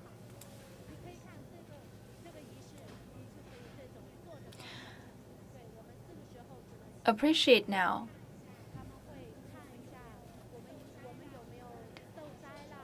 They would try to check on the harvest this year. The older generation would come here to have a look. How about the grains this year? If they're very good, they would start the celebration.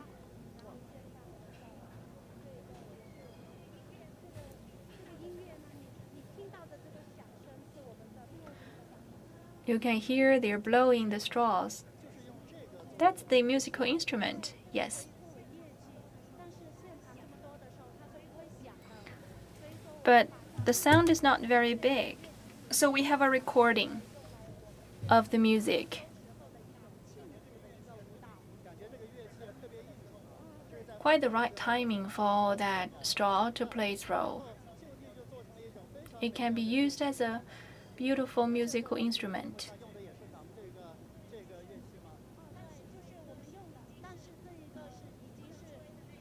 You cannot blow this straw.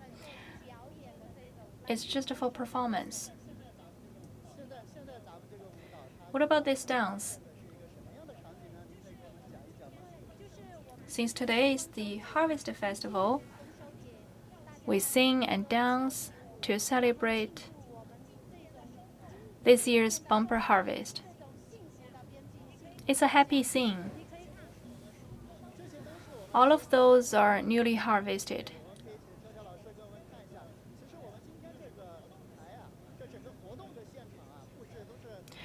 The stage has been specially decorated. You can find the agricultural products everywhere. The peanuts. So the first bite of this year's harvest. Sweet.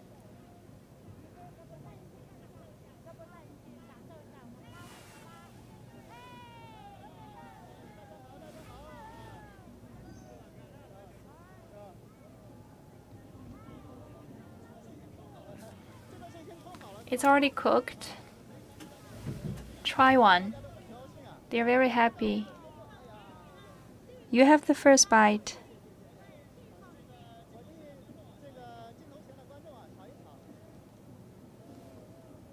Rice cake. Tastes good. They're cooking now.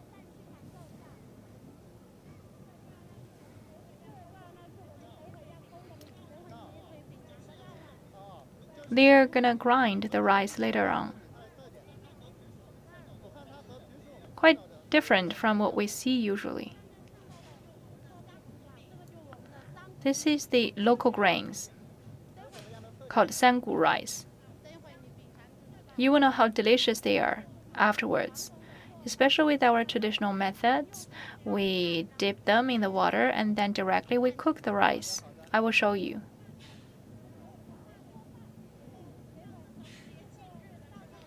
On festive occasions, we burn the big pot. All people in the village would come here to have a meal together. What will be cooked today? With guests, we usually cook porridge, typical food of Wa ethnicity. And we kill a pig specially for this occasion. Everyone here, whether the performers or the villagers, they are beaming with smiles.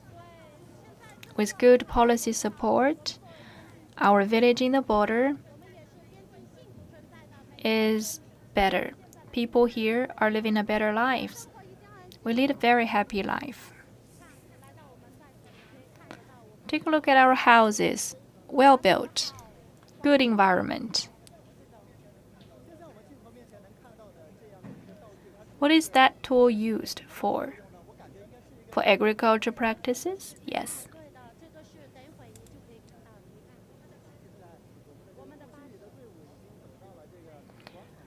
They are moving to the center of the plaza. The newly thrashed grains would be taken here. We just cook them on the site. This tradition must have been going on for a very long time in Wa ethnicity. We were always like this, since we were tribes. Now, with technological development, we are living a better life. Usually we use more machines. But Our village maintains these traditional farming practices, for example, threshing the grains. We hope the visitors could experience this practice. It's about passing on the agricultural culture. It restores our tradition a long time ago when the agriculture machines were never applied. What are they holding? The threshing sticks. We made them ourselves.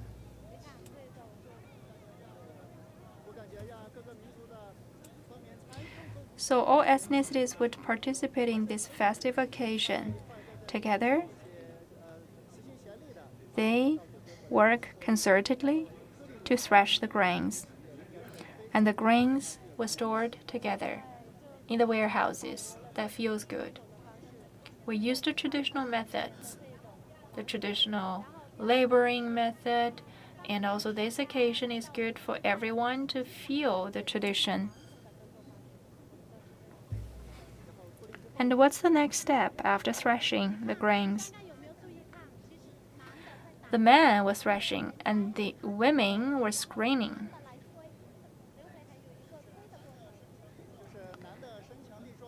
The men are responsible for hard work and the females are responsible for some detailized work.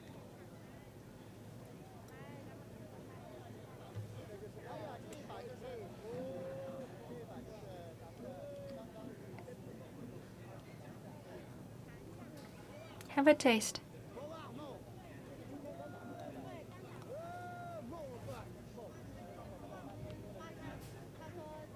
He said that have a try. And he is asking you what's our harvest like this year. Pretty good.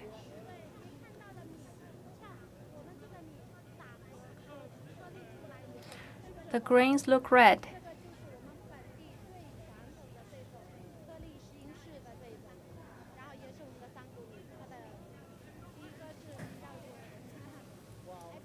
It's called sangu grains.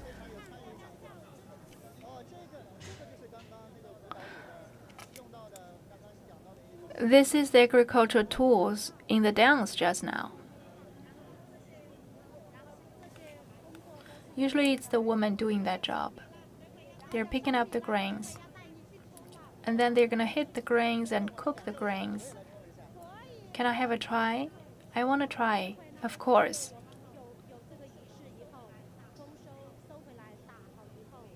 Afterwards, we would dance again around the new rice. According to my knowledge, the agricultural products have been processed into different specialties. Yes. The costumes we're wearing are handmade. Those are some cultural and creative products.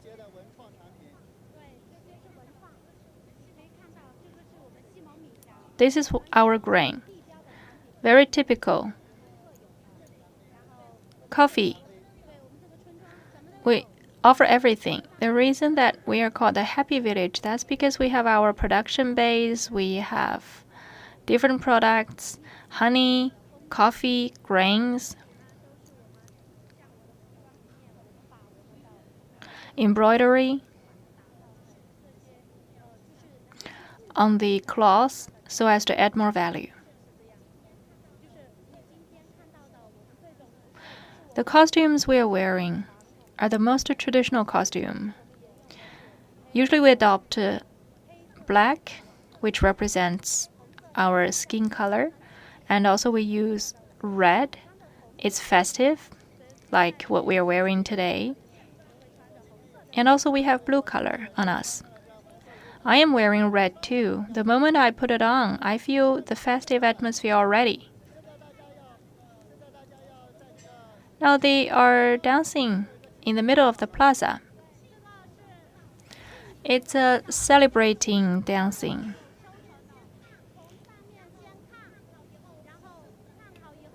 So as you have witnessed, everyone can join this dance. Let's dance together. Tell me how to do this. It's my first time dancing like this.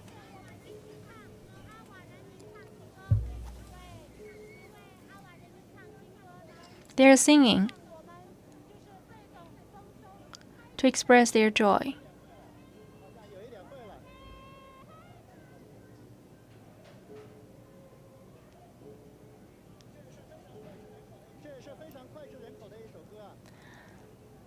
Quite an overwhelming song.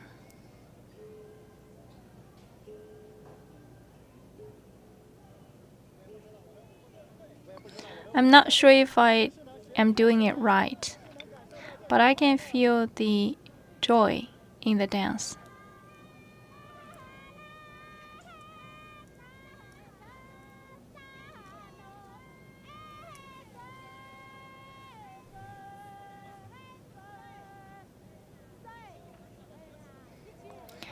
So what are the lyrics?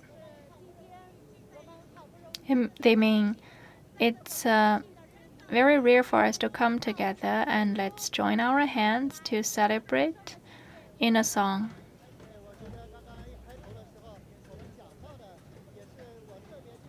I feel the same. In such a border village,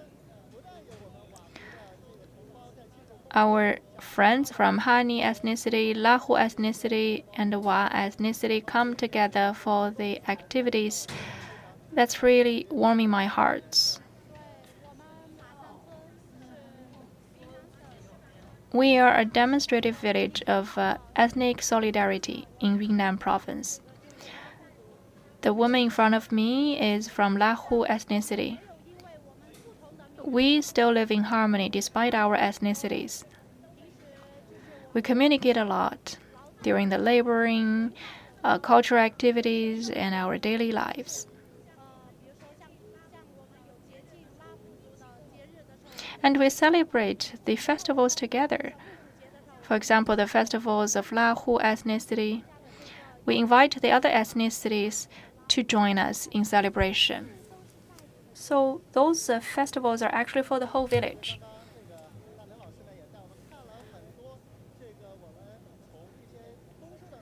Just now, we saw some creative products. The Happy Village has witnessed the efforts done by generations thanks to the good policies.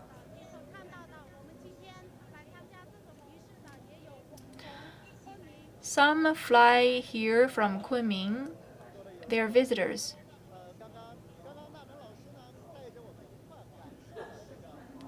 Just now, festival ceremony. Thank you for your introduction. And in this county,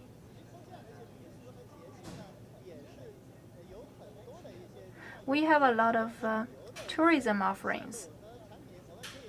Let's invite the director of the County Bureau of Culture and Tourism.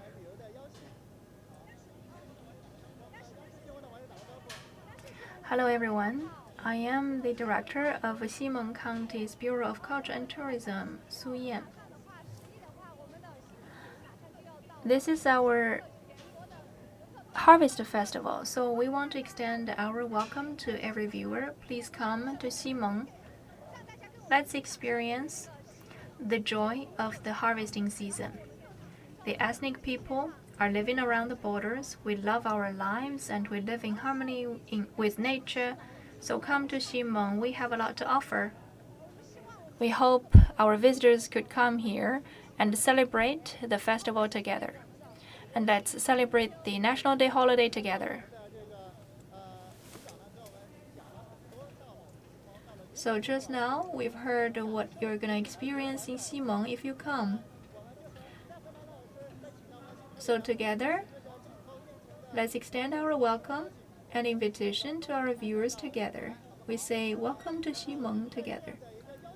So with that invitation, that will conclude today's live show. So 1, 2, 3, let's go. Welcome to Ximeng.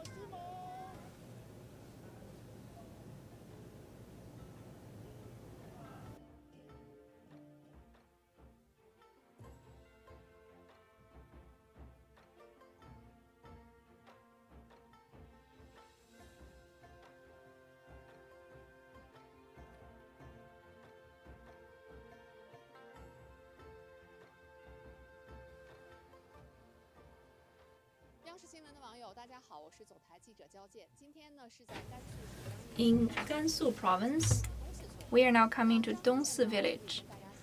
Allow me to introduce Zhangye. It's the production base of the hybrid corn.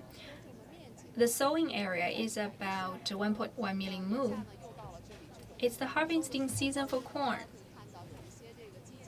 Some machines are working in the field. Today, we will feel the harvesting of Zhangye. We have a guest, Director Xue,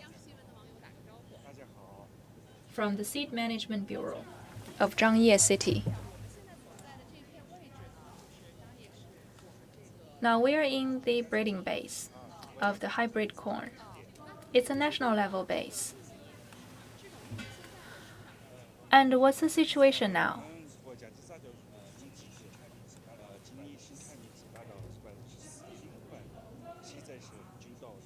Now it's the autumn season for harvest. Zhangye has about 1.1 million mu of corn production. This is a bumper year, yes. Now it's the harvest festival after all. For this corn species, how long is the history? It started from 1965 till now, so it's been 60 years of breeding. Compared to the other species of corn, what's the difference of this one? We use the seeds of the other species to breed this corn. This plot of land must have just been harvested. I can feel the water on the straw. It's still wet.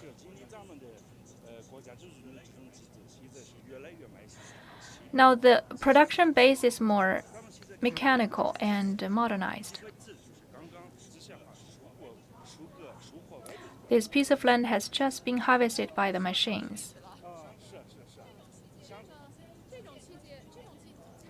Compared to manpower, the efficiency must be better with the machines. For one machine, in one day it can harvest on a land of 70 to 80 mu of land. But with one person, he or she can only harvest on 1 mu of land, so 70 times more. That improves the harvesting efficiency. With technology, we can add income to the farmers. It's about 100 RMB yuan on 1 mu of land. So how do you define good seeds or not? Could you find an example to show me?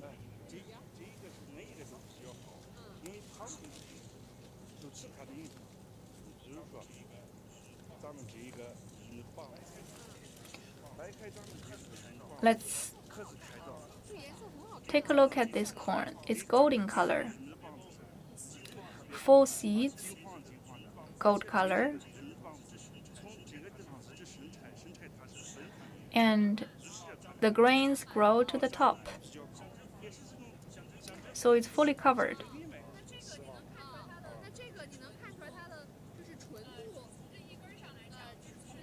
On just one corn, not many bad seeds, bad grains, right? The grains are full.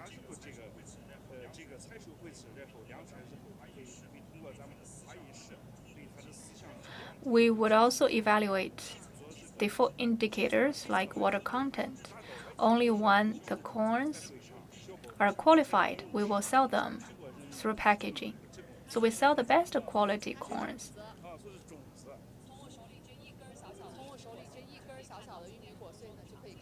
So this one corn represents harvesting. How can the corn become seeds? We will show you the transformation.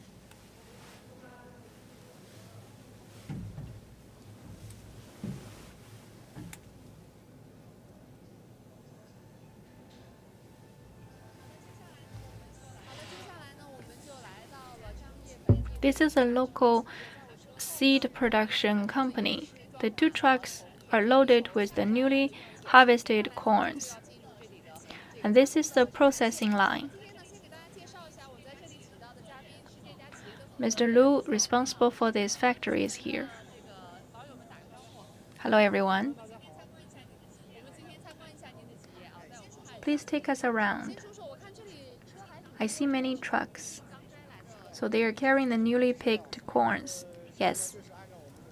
Based on our plan, we harvest some corn today. Where are they heading to? The first process is about peeling off.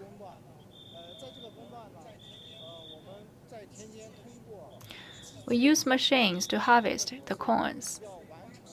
And then we peel off the grains. And with manpower, we screen the different grains. Some are sick, some are too small, so we phase them out. And only the qualified grains would be kept and transported through the conveyor's belt to the next stage. Sometimes we use machines for harvesting, sometimes with manpower. For manpower, they directly send the grains for processing. But if you use machines, we can better guarantee the quality of the harvesting and also guarantee the output. That is to say, the skin of the corns are kept there. They are harvested as a whole, and then we put them in our production line for peeling off. And I see some numbers written on the signposts. What do they mean? They're the names of our species. In the processing process, we hope to ensure the integrity of the data. So at critical stages of processing, we would write down and record the numbers for our staff to verify. So they're like the identification numbers of the species. So in one truck, all the corns are the same species? Yes.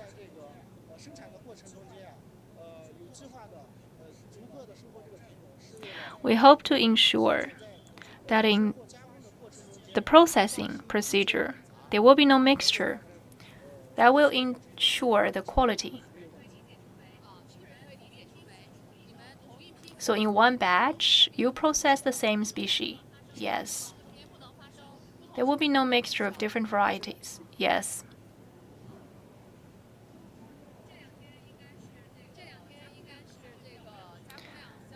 You must be busy in these 2 days. All the seed companies started the harvesting recently. What about your production capacity?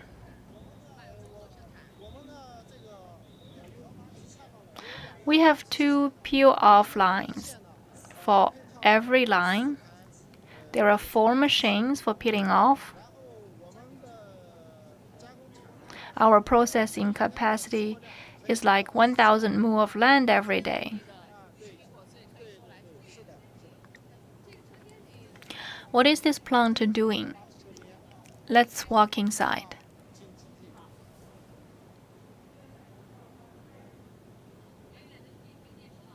I can hear the sound.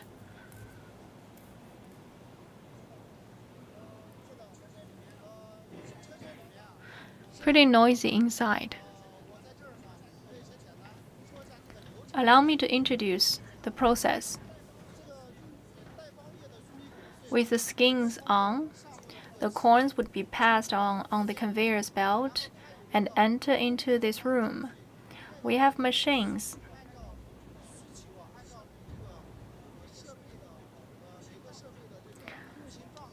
to evenly distribute the corns onto different equipment, every conveyor's belt.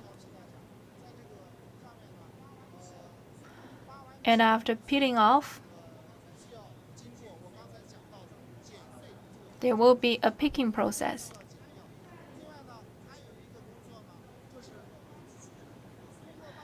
For the already peeled off corns, we need manpower to check whether the skins are all off.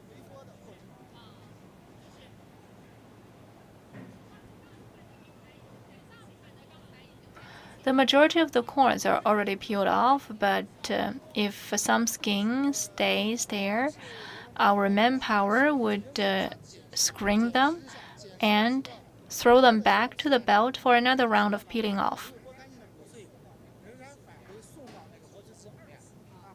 So the second round of peeling off would be started. We need to make sure that all the skins are taken off before the next processing stage, because the skins would influence the drying process. This conveyor belt must be the one coming out from that plant. Yes, the clean corns would come to the silos for drying. So this is the drying line. Yes.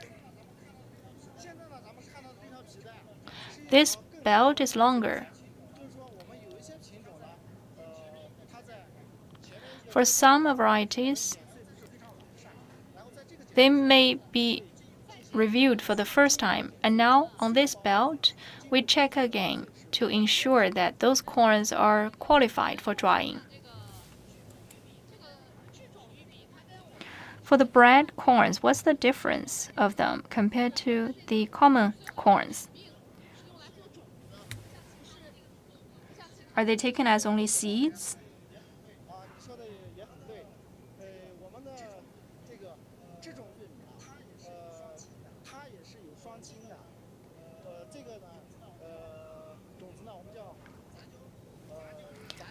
They are the seeds of the hybrid corns.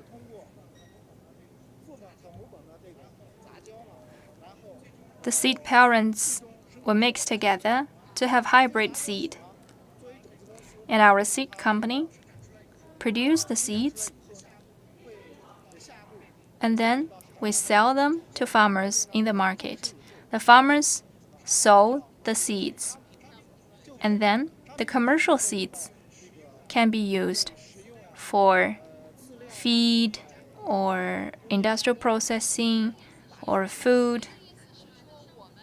So the products you produce will go back to the farmers for sowing, and then the new seeds grown out of them will be used for the seeding. Yes, so our seeds are not the original ones. There are several generations. Mind your steps.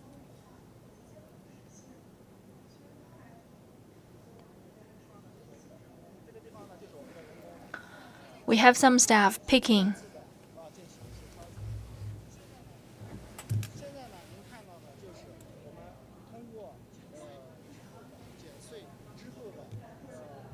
Those are qualified corns.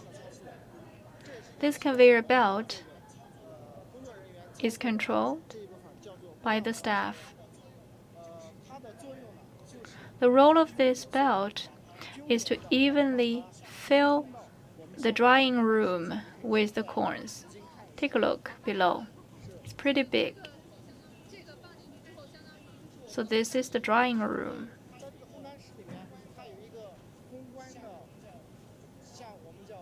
There is a bed.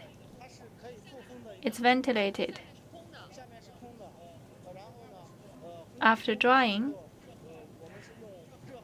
which we use hot air, the hot air penetrates through the ventilation bed, and the cap is not closed down.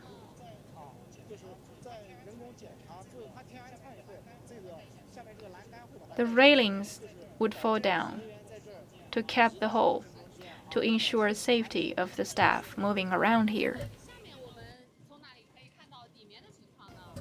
What about inside? We have a drying control room.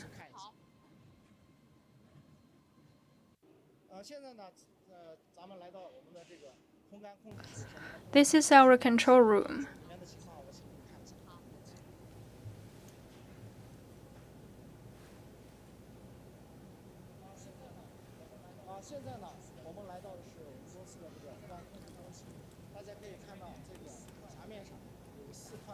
On the wall, there are 4 big screens.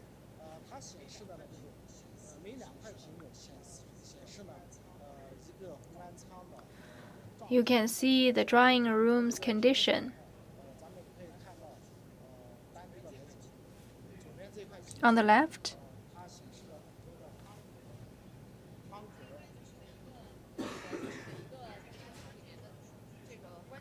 you can find some information about the room.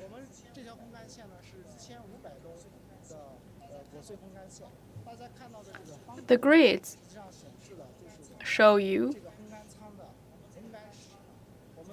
the drying rooms. We have 28 such rooms.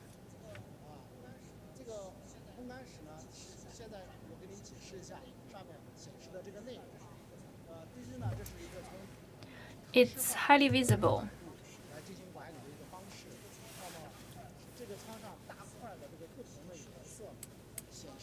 The different colors show us whether the rooms are ventilated at the top or below, or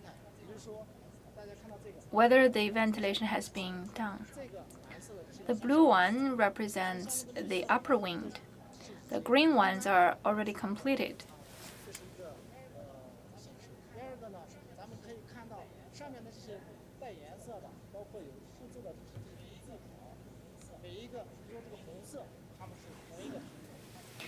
And also the different colors represent different species. The red species, the green species, you can see the identification numbers of their varieties and the dates of their drying. And you can tell the time of ventilation and when does the wind stop. What about the temperature, the humidity, and the pressure? So the key indicators can be commissioned here. For different varieties of corns, do they need different indicators? Yes. They're different, so their water contents differ as well. Our production management staff would fully consider their special features, like water content, to make a specific plan of drying. Take a look at this board.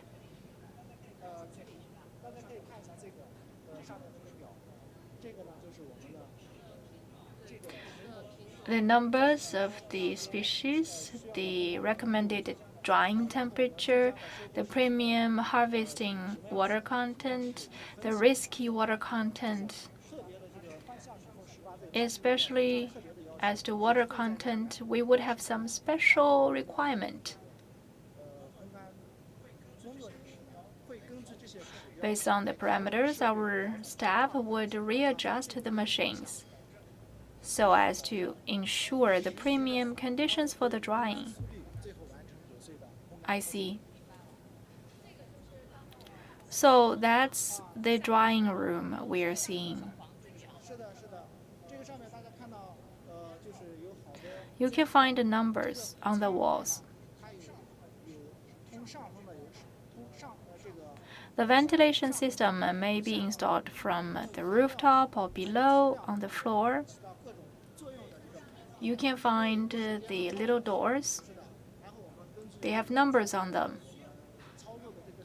Based on your needs, which door should be open, which should be closed, we can decide. So your drying lines must be a very important part of your production lines. To me, drying seems a very important procedure. Yes. This is a drying control room because in the seed production and processing procedures, drying is core. Why? Water content control is paramount? Exactly. There are 4 basic indicators for the seeds: water content, purity, sprouting ratio, and so on. And drying will control the water content and sprouting. It plays a pivotal role. Thank you, Mr. Lu. Although we had a very limited time for introduction, we take a tour around in the factory to see how the fresh corns were translated into seeds. So in today's show, we took you to the fields to see harvesting scene, and in the meantime, we saw how the corns were processed. We hope that Zhang Ye's corns could have higher quality in the future and have higher output. So that's it for this show.